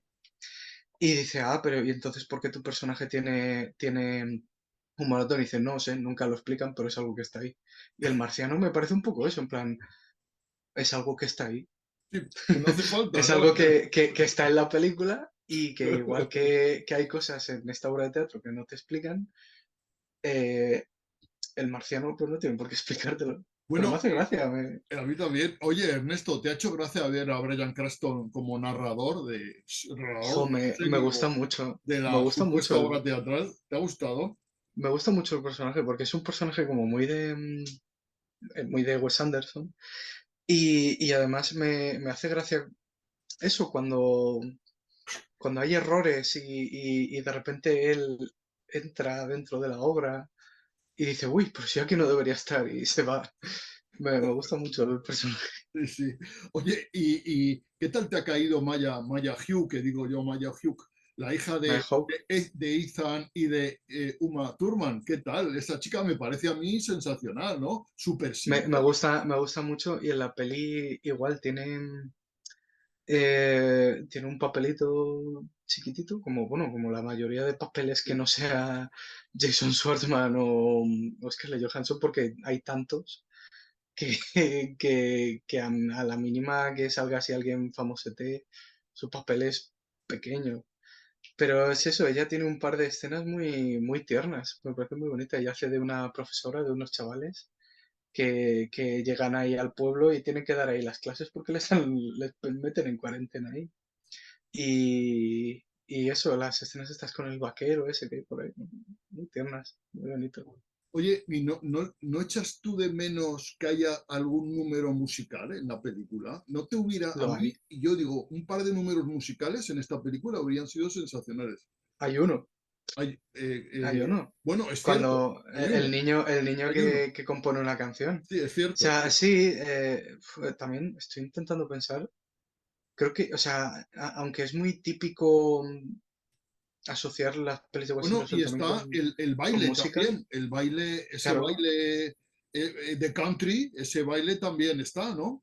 Sí, es que es al mismo tiempo, es un niño de estos que dice, he compuesto una canción para el alienígena y los vaqueros se la aprenden y la tocan ahí y todos la bailan. Muy lindo. Sí, está muy chula, ¿no? De Oye, todos modos, creo que es algo nuevo en las pelis de Wes Anderson, porque no recuerdo que haya otros números musicales en ninguna otra. pero fíjate, a mí me atrae la idea, ¿no? De que en esta película, bueno, en esta y en otras, pero esta que es tan marciana, y nunca mejor dicho, pues hubiera pegado bien meter algún número musical más, ¿no? Yo me hubiera gustado. Oye, Hombre, me gustaría que él hiciera en algún momento un musical, creo que le pegaría. hombre, eso sería maravilloso, ¿no? Oye, no a mí ha habido algo en esta película que me ha hecho recordar Amanece que no es poco, de José Luis Cuerda. ¿Hay algo, encuentras tú algo de enlace entre estas dos películas? Aparte de que una sea un rural Spanish y la otra sea un rural USA. Um, un poco, es el pueblo ahí, los habitantes así que ya están muy hechos al pueblo. eh, en Amanece que no es poco, es que, a ver, corrígeme, había como unos turistas americanos, Sí, sí, sí. sí, ¿no? Y votaban a ver Que, si les echaban o sí, no sé sí. qué, o algo así. Igual sí, también es como una historia de gente que de repente se tiene que quedar ahí en el pueblo. Sí, lo veo un poco, pero me haría mucha gracia si él hubiera visto Amanece que no es poco y dijera, "Mm, Y voy en la a-". entrevista nos dijera, me inspiré en la película de José Luis Cuerda. Sí. Oye, ¿tú qué crees? ¿Que Wes Anderson se ríe con nosotros o se ríe de nosotros, de los espectadores? Yo creo que es alguien demasiado educado como para reírse de alguien que no sea de sí mismo. Y aún así creo que no se ríe de nadie en esta película. O Oye, sea, creo que es... sí, sigue, Ernesto, perdona. No, eso, creo que es una peli genuinamente tierna y genuinamente honesta de su parte en todos los aspectos. Y a mí personalmente me ha parecido súper divertida, no me ha aburrido nada en esta película. O sea, y es una película que dices, bueno, ¿de qué va, no? O sea, te estás preguntando toda la película, vamos a ver, ¿esto de qué va exactamente? Porque muchas historias contadas que a veces te aturullas, ¿no? De la cantidad de personajes, de historias, de subtramas que se van, pero yo he de decir que no me ha aburrido en absoluto. No, no, no, totalmente. De hecho, me cuesta un poco recordar quizá las partes que más gracia me han hecho, igual que en el Gran Hotel Budapest sí que puedo decir, ay, esta parte me hizo mucha gracia, esta parte me hace mucha gracia. Pero en esta sí que es verdad que las partes que me hacen gracia me cuesta un poco recordarlas, pero las partes que me parecen emocionantes de decir, qué tierno, qué bonito, qué reflexión tan honesta, como que sí, como que esas son las partes que más se me han quedado de la película. O sea, creo, a falta de, ya te digo, de volver a ver un par de cosas y de ver alguna peli que aún me queda de él, creo que esta es la que más me gusta suya. Oye, O sea, y son palabras mayores. esto es la producción de alguien excéntrico, de caprichoso, o es una obra maestra de un autor de los pies a la cabeza? Un poco ambas, o sea, pero creo que no puede ser autor sin ser un poco caprichoso. O sea, o sea, yo no me puedo imaginar cómo debe ser un rodaje de una película así, con planos tan minuciosos y detallados. Tiene que ser un infierno para los implicados, que no sean actores, claro, porque Tom Hanks llega, se toma su café, dice sus frases y ala, a descansar, porque Bueno, tiene 3 escenas de la peli. tampoco ninguno de los actores le echa demasiado dramatismo, ¿no? Porque en realidad hay como unas interpretaciones muy impostadas que dan la Es, sensación de muy falsas, ¿no? Y entonces, es su estilo, no me parece... Sí que es cierto que es impostado, pero creo que no es algo que se debe tener en cuenta como algo malo, porque es algo que siempre está en sus películas, no es exclusivo de esta, y que además creo que en esta por lo menos como que subraya mucho más lo tristísimos que son algunos de estos personajes. O sea, el personaje de Jason Schwartzman, el fotógrafo, yo le veo una persona que está muerta por dentro, que está devastada, que le queda o sea, al principio de la peli tiene como un dilema mental que, que, que, que, que realmente cuando lo verbaliza dices, joder, te entiendo, macho, porque tienes una pinta de estar tan mal de la cabeza en el sentido de que no sabes dónde tienes tus pensamientos, que entiendo que actúes así y a Scarlett Johansson igual, que son realmente los dos protagonistas en sí de la película. Y, no sé, me parece apropiado en esta película y en otras películas suyas me parece hasta gracioso. Que a Ernesto, escenas así rocambolescas de repente te respondan con una cara de... Ernesto, y por la última pregunta, y ya terminamos este Zoom. ¿A quién recomiendas tú esta película? Porque esta película no se puede recomendar a todo el mundo. En general creo que hay gente que sí que le puede interesar Wes Anderson. Creo que me parece alguien muy diferente y muy accesible de ver sus películas. Creo que me gustaría, por ejemplo, recomendar que si te gustan las pelis de Wes Anderson y quieres ver algo más así de ese estilo, las pelis de Jacques Tati molan un montón. Y Mm, Wes Anderson bebe un montón de Jacques Tati. Jacques claro, Tati es una pero, especie de... pero perdona que te ¿A quién esta película en que te concreto? rectifique, pero ya hasta ti no utilizaba diálogos. Ya hasta ti era cine mudo, solo utilizaba algún efecto sonoro. Sí, Jacques sí, Tati... no, Jacques Tati tiene películas sonoras. No tiene... sí, no, pero muy pocos sonoras. O sea, a lo mejor, es que no me acuerdo. El personaje, el Monsieur Hulot, no me acuerdo si hablaba o no hablaba. Su No, él no personaje, hablaba nunca, ¿no? Él él no no hablaba. hablaba, pero el resto de personajes sí Se hablaban. expresaba con gestos, sí. Sí, el resto de personajes sí hablaban. A ver, es cine mudo en el mismo sentido en el que Mr. Bean es cine mudo. Él no Sí, habla, sí, sí, pero sí. él... Sí, pero igual, es como en el sentido visual. Son películas súper minuciosas. Es un tío que se arruinó haciendo sus películas. Hizo para una película, creo que era la de mi tío, creo Mm. que, me podría estar equivocando, para mi tío creo que él era arquitecto y para mi tío él diseñó una ciudad entera y el tío se arruinó construyendo esa ciudad para hacer una Bueno, película. y nunca olvidaremos el trayecto que hacía para subir En a su en la apartamento, casita ¿no? A su que, piso, ¿no? que, Eso que en la era película anterior, con un plano fijo en un panorámico, ¿no? Y ahí veíamos cómo Mr. Hulot subiendo iba subiendo que, por las escaleras, haciendo el no sé si te pericueto hasta acuerdas, llegar. en la peli anterior, en la de la crónica francesa, Sí, hay un homenaje a ese plano sí, directamente, de sí, una es casa así verdad, en es frontal, los verdad. personajes subiendo. Es eso, es muy Wes Anderson. Yo recomendaría sobre todo eso, si a alguien le interesa Wes Anderson y quiere ver algo más en ese sentido, pues las pelis de Jack Stati recomendadas. Estupendas. Ernesto, pues muchas gracias. Ya volvemos con Javi Pastrana a Centauro de la Alcarria. Esperemos que la semana que viene podamos estar los tres Oh, en el plató de Nueva Alcarria. a ver, hasta Hasta luego. luego. Bueno, después de Asteroid City vamos a hablar de Flash, tú y yo, ¿vale? Ernesto no puede, pero tú y yo sí podemos y vamos a hablar de Flash.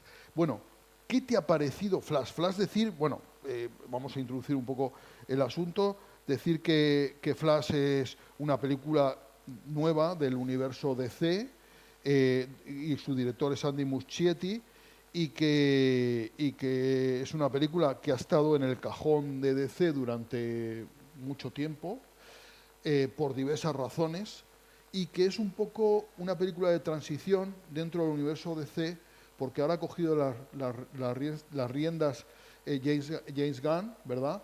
El director de Guardianes de la Galaxia, que se ha pasado de bando, ha dejado Marvel y se ha pasado a hacer una especie de showrunner del universo DC. Y esta es una película un poco de transición entre el viejo DC y el nuevo DC que representa James Gunn. ¿Qué te ha parecido Flash? Pues yo Javi. creo que lo primero que hay que decir es lo que ya adelanté la semana pasada. Creo que es una película que se ha juzgado mucho por el contexto en el que nace, por los reshoots que ha vivido, por las versiones que sabemos que podría haber tenido o lo que podría haber pasado en ella. Y creo que eso también ha afectado mucho a cómo la ve la gente. Para mí ha sido una película muy divertida, pero no una película que digamos capital del cine de superhéroes como pudo serlo en su momento un Infinity Wars o como era cada una de las películas que intentaba hacer Zack Snyder, que intentaba que trascendieran en lo artístico y en lo emocional desde lo artístico, no tanto desde el guión, sino desde lo artístico, dar a sus imágenes una fuerza emocional y cierta epicidad a sus protagonistas o grandilocuencia. Aquí nos encontramos con un superhéroe mucho más de la calle y un producto más divertido para pasarlo bien, que en ese sentido me funciona. 2 horas y media que se me pasan divertidas, que me recuerda al cine de antes. Es de estas veces que me recuerda al cine de los 80 y hay una escena que lo ejemplifica muy bien cuando... ¿Estamos en? ¿Estamos en, Ramón? Sí, sí. No, pero dilo, ¿estamos en? En Flash. No, pero ¿en qué? ¿En qué sección? Spoiler total. Ah, vale. Que no lo hemos dicho. Que no lo hemos dicho. ¡Spoiler total! Pues hay una escena en la que Flash intenta que a su yo más joven le den los poderes y él los pierde y entonces cuando lo descubre están encerrados en un sitio y sin solución de continuidad pasan de estar encerrados en un sitio a estar llegando a la habitación de Flash y no sabes cómo han salido del sitio en el que estaban encerrados, pero como era una escena sin importancia tampoco importa. Eso para mí es algo muy del cine de antes, de esas transiciones de un lado a otro que tampoco había por qué explicarlo todo. Y Flash me ha recordado a eso y me ha parecido una película muy divertida que, sin embargo, me ha resultado tremendamente amarga en sus conclusiones finales. Y luego ya si quieres te explico por qué. Sí, mira, yo la verdad es que me lo he pasado muy bien viendo la película. Es una película que además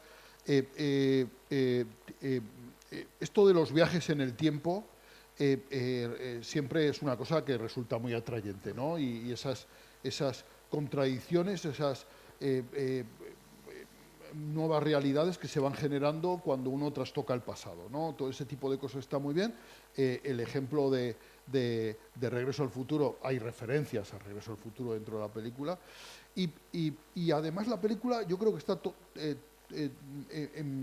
se empeña en demostrar que Flash es un superhéroe de segunda, ¿no? Es el recambio. Es decir, dice, cuando empieza la película, ¿por qué me llamáis a mí? ¿Por qué no llamáis a Batman o a Wonder Woman? No, Batman está en otra cosa, Wonder Woman está no sé qué, Superman está en un retiro. Soy el chico de los recados del murciélago. Claro, y entonces me llaman a mí a Flash porque no queda nadie, ¿no? Que no queda nadie, y él mismo es consciente de su incapacidad de resolver grandes asuntos, ¿no? O sea que yo creo que, y de hecho, esa catástrofe inicial con la que termina la película y tal, pues al final termina resolviéndolo Wonder Woman, que ayuda a Batman, que a su vez es el que ha salvado la situación de Flash. O sea que Flash no deja de ser alguien que ha iniciado el asunto, pero que no puede resolverlo, ¿no? Y a mí esas ideas que se van expresando de esa manera me gustan, ¿no? Porque dan la medida de decir, no estamos aquí hablando del gran superhéroe que va a salvar al mundo, sino es un muchacho que tiene unas cualidades, pero que hace lo que puede, ¿no? Y ese tono de superhéroe, diríamos, de segunda, muy apegado a la tierra, a mí me gusta, ¿no? Esa idea a mí me gusta. Y hay la escena inicial, esa en la que van cayendo los bebés, a mí todo eso me parece muy divertido. Por cierto, me asombra mucho las críticas que han dicho que estaba muy mal hecho, que los niños se veían que eran muñecos. Coño, claro que se ven muñecos, no vas a tirar Claro, niños desde a ver, el 50 piso de un rascacielos. No, pero yo entiendo que esas críticas las entiendo, porque el CGI en esa parte de la película es muy artificial, pero entiendo también, creo que es... A mí me sacaba un poco, porque es un CGI muy malo, pero yo creo que lo han hecho a propósito para deshumanizar a los niños y que puedas centrarte en la broma. Claro, porque si te ponen bebés que parezcan bebés, claro, maldita la puñetera gracia que me va a hacer a mí ver a bebés que están a punto de estamparse o a un perro. Entonces, sí. es una parte que yo creo que ellos la ponen así para deshumanizar esa parte, para que te centres solo en la broma y no te centres en lo que decíamos de la intensidad emocional, Claro, no sé qué, claro. que veas el chiste. Yo creo que esa escena está contada de una manera cómica. Y entonces, como tal, no vas a ver caer niños ahí de recién nacidos con expresiones de dolor y de Lo que pasa es que, sufrimiento. ¿cuánto hay ahí de Andy Muschietti y cuánto de James Gunn? Porque a mí esa escena me parece más James Gunn que Andy Muschietti. James Sí. Gunn es el sentido del humor de un tío que viene de la troma, Sí, que ha hecho disfruta con esas cosas, que que ha hecho disfruta tirando a niños de un que ha rascacielos. hecho Pacificador, que ha hecho la segunda del Escuadrón Suicida, que ha hecho Los Guardianes de la Galaxia, y de repente y me cuadra mucho con él que haga que esté detrás de esa escena, en esos remontajes que ha sufrido la película. Sí, sí, muy posiblemente. Luego, a mí me gusta mucho también de la película, me divierte mucho los Batman, ¿no? Esos Batman, el Batman antiguo, que además eso diríamos que encaja muy bien diríamos que da una continuidad a los diferentes Batman que ha habido, ¿no? Porque podemos decir, no, Michael Keaton es que era de una realidad, Estamos hablando un poco de los multiversos, aunque aquí son las realidades paralelas que se generan con los viajes en el tiempo. Sí, bueno, vamos a ver, en esta película, nuestro joven héroe Flash descubre que puede viajar en el tiempo. Y aunque habla con su Batman, Ben Affleck, y le dice que no tiene que tocar el pasado, que con esas cosas no se juega a niño, estate que toca la pelota, pues Flash lo hace. Y al cambiar el pasado y salvar a su madre, básicamente se carga el presente, el futuro, o como nos explica luego un nuevo Batman, un recuperado Michael Keaton, lo que hace es empezar a saltar entre multiversos. Con un pato de pasta, que a mí me ha gustado mucho esa explicación. Sí, eso está muy bien. La explicación esa está Y entonces, muy lograda. la película tiene otra cosa muy interesante para mí, y es que en el momento en el que aceptas que hay multiversos, para el viajero entre multiversos todo es muy relativo. Y por eso la película al final lo que hace es centrarse en un conflicto propio de Flash por encima del universo en el que él está, que pasa a un segundo plano, el conflicto de ese universo. Y yo entiendo que ahí la película es donde pierde a gran parte de los espectadores, porque se dedica durante 2 horas a crearte un arco de personajes, a que te encariñes con unos personajes a los que luego realmente al final no da importancia. Sí, mira, a mí hay detalles de guión que me gustan mucho. Y me gusta mucho, por ejemplo, bueno, Maribel Verdú es la madre de Flash, que yo creo que está muy bien. Para mí hace un papel random, pero vale. ¿El qué? Para mí hace un papel random, que igual una cosa que otra, que la tengo cariño porque es Maribel Verdú y es nuestra. A mí sí que me parece pero... que está muy bien. Yo que la he visto doblada al castellano, chirría un poco que no sea la voz de Maribel Verdú, pero esto es muy habitual porque ella seguramente sí que dio su voz a la versión americana en la que habla en latino, claro, ¿no? En mexicano. Y aquí en España se ha decidido doblarla y muchas veces se prefiere porque... recordemos a Antonio Banderas doblándose a sí mismo. Claro, quedaba feísimo. Claro, feísimo. Entonces muchas veces los propios actores prefieren ser doblados actores de doblaje profesionales porque sencillamente lo hacen mejor. Claro, Claro. por eso hay actores de doblaje profesionales, Claro, porque claro, lo hacen mejor lo lo de hacen doblar. mejor, claro. Entonces, y además se nota mucho, ¿no? Eso es una cosa que se nota mucho, porque cuando en una película ves que de estos que hacen, sobre todo de animación o este tipo de cosas, y ponen voz de famosillos, pues eso chirría y ves que los actores de doblaje son mejores. Entonces yo creo que el papel de María del Verdú está bien, ella lo hace muy bien, y a mí me gusta mucho el juego de guión de la lata de tomate. La lata de tomate es el detalle ese de que ella se olvida de comprar en el supermercado la lata de tomate, manda a su esposo a comprar y en ese lapso ella es asesinada, ¿no? Entonces, simplemente poniendo en el carro de Mariel Verdú, transformando el pasado, simplemente poniendo una lata de tomate en el carro de la compra de Mariel Verdú, se puede cambiar la historia, ¿no? Se puede salvar a esa madre de la muerte, ¿no? Y al padre de la cárcel. O sea que a mí esa idea de guión a mí me parece estupenda. O sea, es una ocurrencia sensacional, porque cuando Flash está planteándose que puede salvar a su madre, a mí no es una opción que se me ocurra. A mí se me ocurre pues que el padre no salga, que él intente evitar el asesinato de alguna manera. Se me ocurren otras opciones, pero la lata de tomate no se me ocurre. Y a mí me parece una buena opción, una magnífica opción. Y luego a mí me gusta mucho ese enfrentamiento, esa superposición del Flash adolescente y el Flash joven, ¿no? Porque ¿cuántas veces no hemos pensado, y cuando a mí me ha pasado, no sé si a ti, tú posiblemente no, porque tú eras así una trayectoria muy perfecta, pero yo cuando pienso, cuando era un adolescente o un crío, pienso lo que hacía y digo, joder, yo era gilipollas. Yo me odio ahora, no me voy a odiar de adolescente. Sé que si ahora yo no fuera yo mismo no me aguantaría. Pues sí, entonces fíjate, esa contraposición en el que el Flash joven se ve el Flash adolescente y dice, pues que este chico es gilipollas, ¿no? O sea, que yo era gilipollas. Pues a mí me gusta, ¿no? Porque eso es una cosa muy... Tampoco creo que sea el mismo Flash, o sea, que se está viendo a sí mismo, pero no se está viendo a sí mismo, porque está viendo a un Flash, está viendo a un Barry que es mucho más optimista, que no se le ha muerto a la madre. Claro, que no se le ha muerto a la madre, que es más optimista, tiene más seguridad en sí mismo, tiene más amigos, no está retraído. Es lo que le dice Batman, ¿no? Dice, los sucesos malos y buenos forjan tu personalidad, ¿no? O sea, que tú eres diferente según tu pasado, ¿no? Tú eres según tu historia, ¿no? Eso es, a mí me gusta también esa idea. Yo creo que la película que puedes verla como una comedia de viajes en el tiempo, como un producto ligero y tal, a mí me parece que tiene reflexiones muy interesantes. Y yo, aparte de todo esto, he de decir que durante el trayecto de la película yo disfruté mucho. Sí, pero el problema es que al final la película nos encontramos con que Flash entiende, no sabemos. También hay un momento a mí que me llama la atención, cuando Batman le pregunta a Flash por qué quiere salvar ese mundo. Y la respuesta de un héroe habría sido la misma que le da a Supergirl cuando la ve, porque estoy aquí, porque me necesitan, Claro. y si estoy aquí tengo que hacerlo. ¿Por qué me ayudaste? Porque lo necesitabas. Esa respuesta es la que debería haber dado Flash a Batman cuando le pregunta por qué quiere salvar este mundo. Pero él sin embargo dice, no, por aquí mi madre está viva. Entonces ya el héroe ya no es tan héroe, ya es egoísta.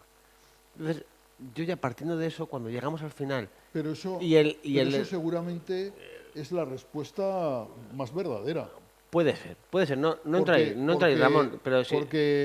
¿Por qué salvarías tú, yo qué sé, a Zuqueca? Porque viven mis nietos, mi mujer, mis hijos. Que sí, pero que sí, a lo mejor el resto de la gente me da igual, o sea. Pero bueno, que luego, no sé hasta qué punto esa respuesta tiene una implicación, porque si luego vuelve al presente, a lo mejor él vuelve a su universo en vez de volver a seguir en este. No sé, pero vamos, a lo que voy es que cuando llega al final y se dan cuenta de que Supergirl va a morir, que Batman va a morir, que no puede, que él cree entender que no puede salvar ese mundo, y a él yo creo que le resulta más fácil dejar morir ese mundo porque no es el suyo, porque al final no es el suyo. Claro. Entonces, además que él ve como ese Flash adolescente se ha se ha marchitado, se ha podrido intentando salvarlo, ¿no? Pero le intenta... Mil y una vez, ¿no? Yo creo que esa parte no está muy bien hecha porque eso llega después, ¿sabes? Él ya quiere parar antes al joven. ¿Y qué le vas a decir? Deja de intentar salvar a tu familia pudiendo hacerlo, deja de intentar salvar a tus amigos y a tu familia y muere con este mundo. Ese es el mensaje que le está dando al Flash joven. Es que me parece que yo tampoco lo aceptaría. Si tengo la capacidad Sí. de poder seguir intentándolo, de poder seguir luchando. Claro, pero eh, por eso tanto la actitud del Flash joven y del Flash adolescente, a mí me parecen las dos coherentes. O sea que este joven vive en ese mundo y quiere salvarlo a toda costa y va a intentarlo una y mil veces, volviendo hacia atrás, intentando cosas nuevas cada vez, como en un videojuego, ¿no? Prueba, error, pero al final se consume en el intento, se pudre en ese intento. Y el Flash juvenil ve que ese mundo está perdido, que no es su mundo además, o sea, y que a lo mejor las cosas van a tener que ir así. Y entonces él se da por vencido mucho antes, claro, que el otro, y intenta convencerle de que es así. Y hay una frase ahí que se repite, que a mí no me gusta mucho, pero que da coherencia a la manera de pensar del Flash juvenil, es esa de que hay cosas que no se pueden solucionar, que no tienen ya, remedio, ¿no? pero es que entonces el mensaje de la película para mí no es correcto porque no es que haya cosas que no puedes solucionar. Al final probablemente, para mí el final de cosas que no puedes cambiar, que tienes que aceptar, es que él se diera cuenta que al volver a su futuro, siguiera el Flash joven allí con su madre. Y él tuviera que renunciar a su madre porque no es su línea temporal. Y tuviera que pensar, pues hay un lugar en el que un Flash joven está con esa línea temporal. Y eso sería, para mí ese ahí el mensaje de la película sí que está bien expresado, porque hay cosas que me han pasado que tengo que aceptar porque mi mundo es el que es y no es otro.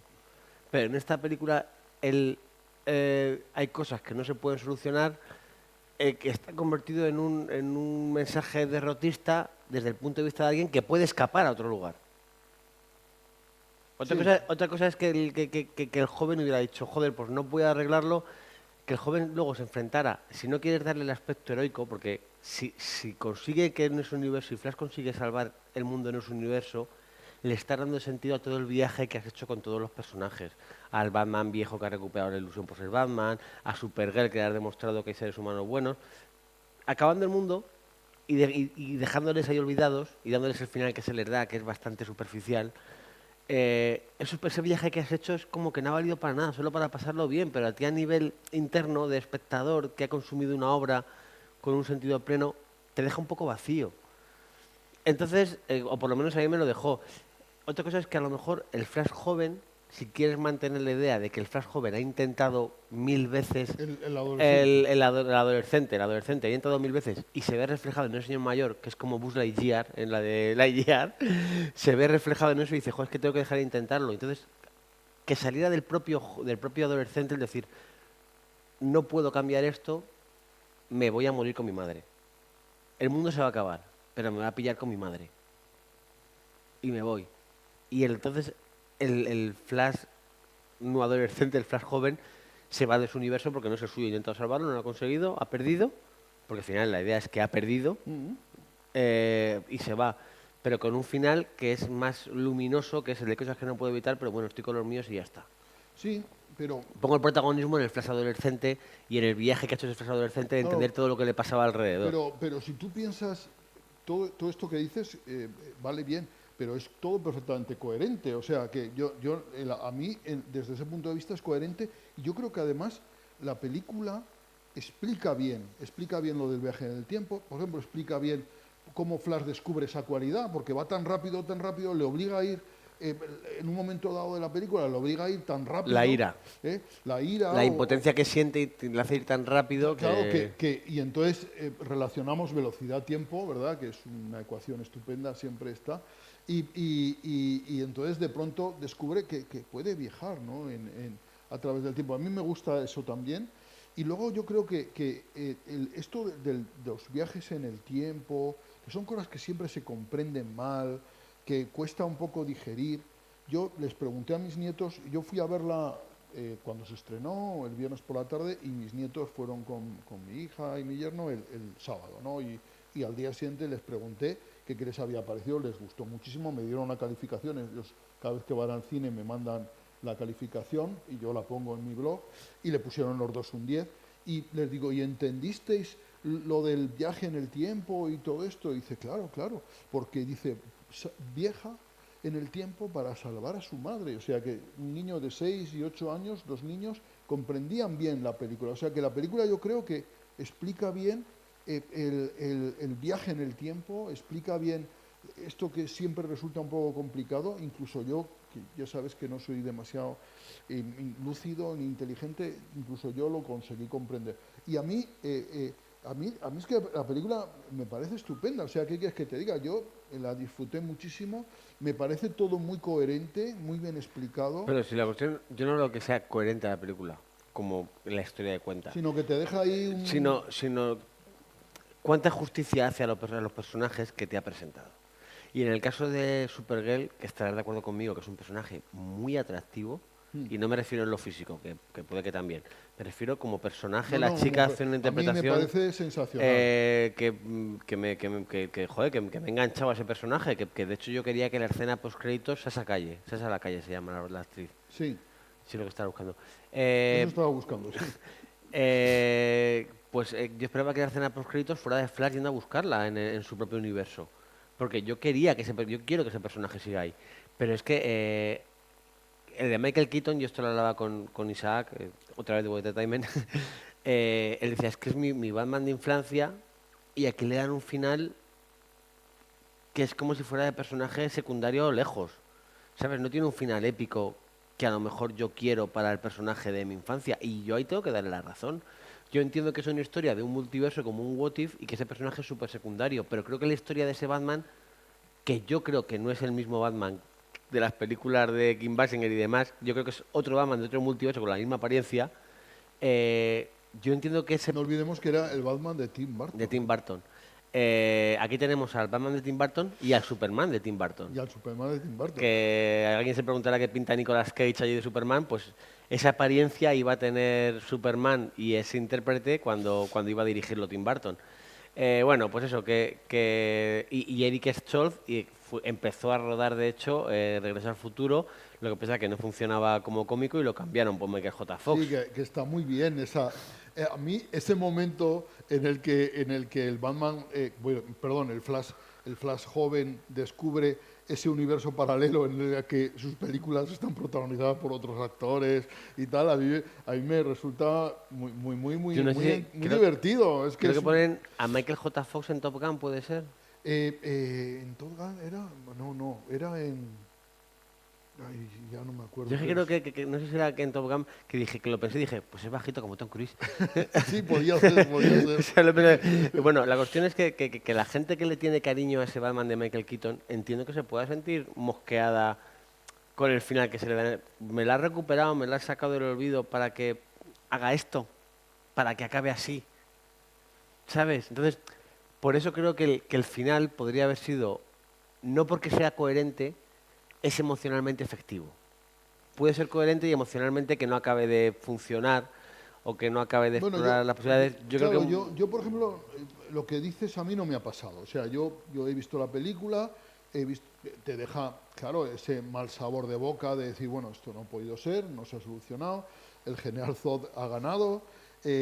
Por ejemplo, esa lucha ha sido una derrota. Al final volvemos al universo en el que mi madre murió de pequeño. Nada de lo que hemos hecho ha servido para nada. Y de hecho, encima, la película se traiciona a sí misma al final por darle esa pequeña nota de optimismo que es voy a cambiar la lata de tomate de estantería. Que es una traición que podrían haber hecho decir, no, es que como esto de cambiar la lata, como la prueba no sirvió porque el vídeo no se veía, esto de cambiar la lata, que va a cambiar el futuro y no va a cambiar el pasado, va a servir. Va a servir y no va a cambiar esto. Pero eso, fíjate tú, que a nivel de guión, lo brillante que es. Ramón, si has visto Pequeños Viajes en el Tiempo, no está muy brillante. Si has No, visto, no, si has no, visto no, Primer, si has visto Primer, no te Vamos rompes a la ver, cabeza. pero no me digas que no es brillante, porque efectivamente eso no cambia el pasado, cambia el futuro, cambia ese juicio que es el que se anuncia al principio de la película, en el que se presenta esa prueba que va a ser fundamental.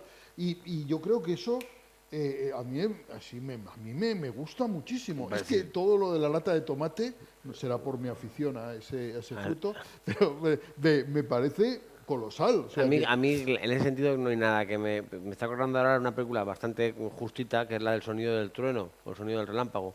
Una basada en una novela de Michael de Crichton, Michael Keaton, que gente sí. que viaja al pasado para cazar dinosaurios tiene que ir por una pasarela y a uno se le cae no sé qué mierda y ya se lía parda porque se le ha caído una mierda. Entonces son cosas que ya hemos visto muchas veces. O Sí, sea, en todas las películas de viajes en el tiempo siempre son los detalles lo que importan. Entonces, y en este caso, al final... Pero el truco, igual que la lata de tomate, salva a la madre, pero genera un fipostio de la hostia, el cambiar las latas de posición permite ver la cara y no cambia el pasado, cambia Ya, lo que va a suceder. pero como aún así, te han hecho ya lo de que lo que cambias en el futuro también cambia el pasado, ya lo estás cambiando todo. O sea, Flash debería saber que cambiando la puñetera lata de posición también iba a seguir cambiando el pasado.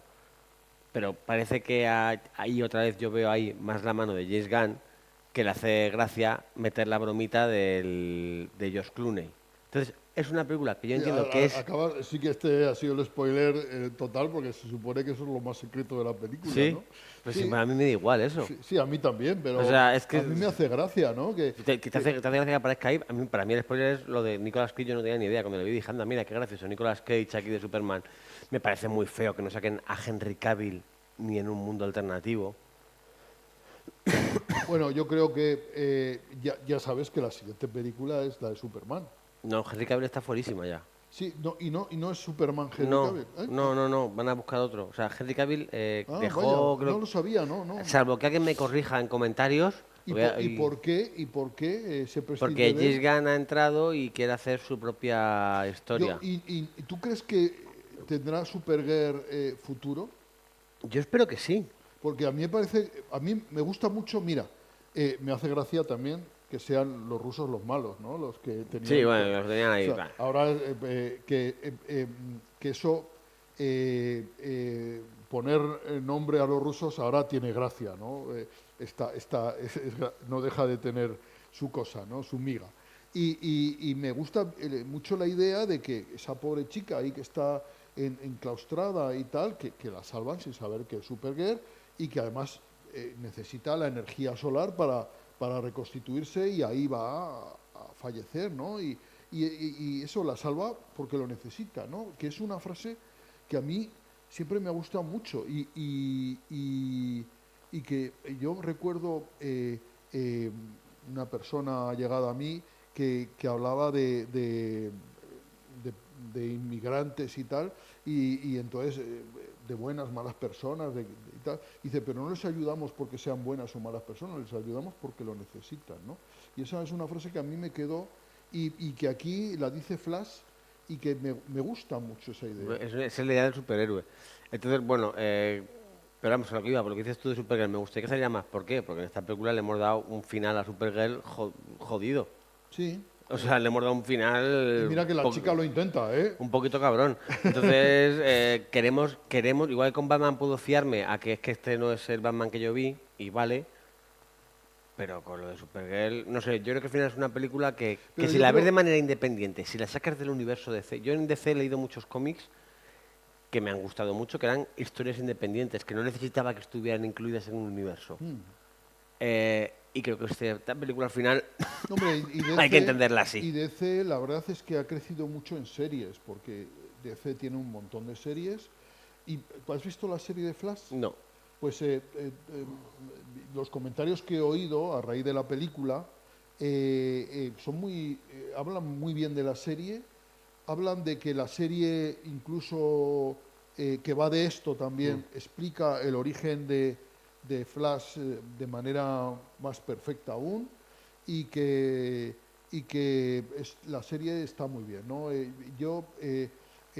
no he visto las series porque hay un montón. El problema de las series de DC es que hay un montón. Sí, Arrow sí. tiene un montón de temporadas. Más son con un montón de capítulos por temporada, Sí, da sí, mucha sí, pereza. o sea, que es muy complejo verlo porque te lleva a lo mejor demasiado tiempo, ¿no?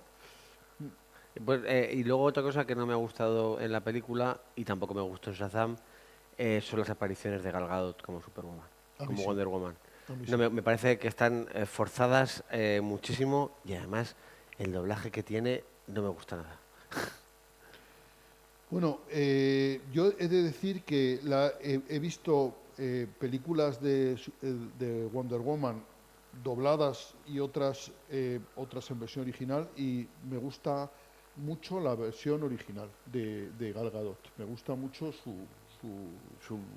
A mí es su que voz, me choca mucho. su Te voz digo, y original. tanto en la última Y Shazam a como mí, en esta, me parece que yo ya tiene... sabes que mi superhéroe favorito, superhéroe o superheroína favorita es Wonder Woman. Yo soy total fan de Wonder Woman. A mí me entusiasma, ¿no? Me entusiasma todo de Wonder Woman.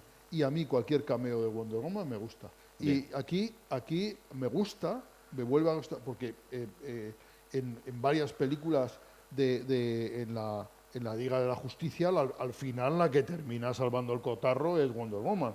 Aquí la que termina al final salvando el lío es Wonder Woman. A mí me gusta esa idea de que Wonder Woman sea la más resolutiva de todos los componentes de la Liga de la Justicia, ¿no? Y No voy entonces, no voy a entrar a debatir eso. vale, así me gusta que no discutan. Y Michael Keaton como Batman, bien, ¿no? Sí, además Michael Keaton, estuve viendo el otro día que le hacían una entrevista y él contaba que cuando fue al set de rodaje y además el primer día que rodó le tocó vestirse de Batman.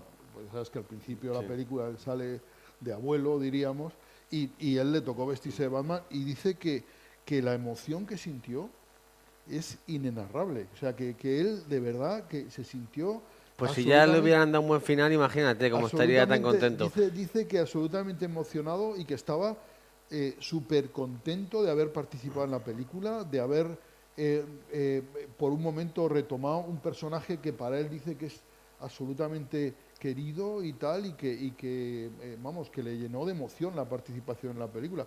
Y lo decía desde el corazón, porque Yo muchas creo veces que- estas cosas se dicen, "Ah", no, pero se Yo creo veía que que- lo decía desde el corazón. Han perdido una grandísima oportunidad para que Michael Keaton hiciera no de Bruce Wayne, sino del padre de Bruce Wayne. Que en el atraco hubieran muerto la madre y el hijo y que el padre hubiera sido superviviente. Pero eso es una historia bastante chula, la que cuentas. Y existen los cómics, hay un cómic, no sé muy ¿Qué bien, cuenta eso? no lo he leído, en el que el Batman es el padre. Y yo creo que han perdido la oportunidad en este multiverso de que el padre hubiera sido, y al saber que existen multiversos, aquello lo hubiera reenganchado porque hay un multiverso en el que su hijo sigue vivo. Y yo creo que eso habría sido otro aliciente más para darle otra dimensión a esta película. Al final, es lo que te digo. Por cierto, el tratamiento del personaje de Michael Keaton podríamos compararlo al tratamiento con otros personajes, como el de Bruce Willis en El Protegido, cómo pasa de ser protagonista en El Protegido a ser un secundario en Mr. Glass, o la polémica que generó Luke Skywalker, que para mí tiene mucho mejor final que Batman en Star Wars. Pues son personajes que si recuperas, tienes que recuperarlos, creo yo, para hacerles justicia y no solo como maniobra comercial. Pero bueno, Ramón, yo creo que ya me he quedado sin nada más que decir de la película. No sé si te queda algo. Bueno, nada, yo la recomiendo mucho. Yo También, pero entendida como... Quiero que se sí, entienda sí, esto. sí, me parece bien lo que dices. Como producto independiente al que no se le quieran ver. De hecho, no le habría puesto escenas postcréditos porque Bueno, no la escena sabemos... post-crédito no tiene mucho sentido. Ya, pero bueno, y pero tal. es que Bueno, sale creo que Aquaman, se va- claro, que hace creo- gracia que salga Aquaman. creo que También se va a hablan de estrenar- Aquaman en la película, dicen, no, es que está ocupado, o es una cosa de peces. creo que se va a estrenar en diciembre o algo así una nueva película de Aquaman. Aquaman 2, sí. Por cierto, que Aquaman 1 a mí me gustó mucho. A mí me parece una peli Sí, fue cuando empezó a acercarse más hacia Marvel. muy divertida, muy dinámica, y a mí me pareció estupenda, o sea, me gustó. Y luego Jason Momoa, pues la verdad es que es un Aquaman con un físico súper potente. No lo vimos venir. Y Oye, el... déjame decir, terminando con Flash, decir que he leído el cómic Robot Dreams, es una novela gráfica de Sarah Baron, que es una escritora, una dibujante, una novelista norteamericana, que ya sabes que Pablo Berger ha hecho una película basada en el cómic. ¿Vale? ¿Sí? ¿No lo sabías? No lo sabía. No, pues te lo cuento. Robot Dreams es una película de animación que ha hecho Pablo Berger. Pablo Berger es el director de Blancanieves, o sea que Blancanieves en blanco y negro y muda, en la que la madrastra era Maribel Verdú, ¿verdad? Y que fue una película, a mi modo de ver, sensacional. Y entonces, esta película de animación se ha presentado en Cannes, ha tenido muy buena acogida, muy buena acogida. Ha habido alguna polémica, porque ahora se ha presentado en algún otro festival y todo el mundo la daba por ganadora y no ha ganado. Entonces, yo tenía mucha curiosidad y me compré el cómic, que se titula igual, Robot Dreams. Es un cómic en el que se ha basado la película, y se lee en un momentito. En realidad no se lee, se mira, porque no tiene nada escrito, es solo imágenes. Son viñetas que nos cuentan la historia de un perro. Vivimos en un Nueva York donde los animales están humanizados, y un perro que se compra un robot, lo monta para que le haga compañía, pero que un día van a la playa y se baña el robot y se oxida y no puede moverse ahí. Y por un lado vemos la vida de este perro que intenta buscar nuevas amistades, nuevas compañías, intenta vencer la soledad, y por otro lado vemos a ese robot en la arena, pasando las estaciones, en la que él sueña con posibilidades de libertad, ¿no? de recuperarse. Y a mí me ha parecido una novela gráfica absolutamente sensacional, se ve muy rápida y se disfruta muchísimo, y la recomiendo mucho.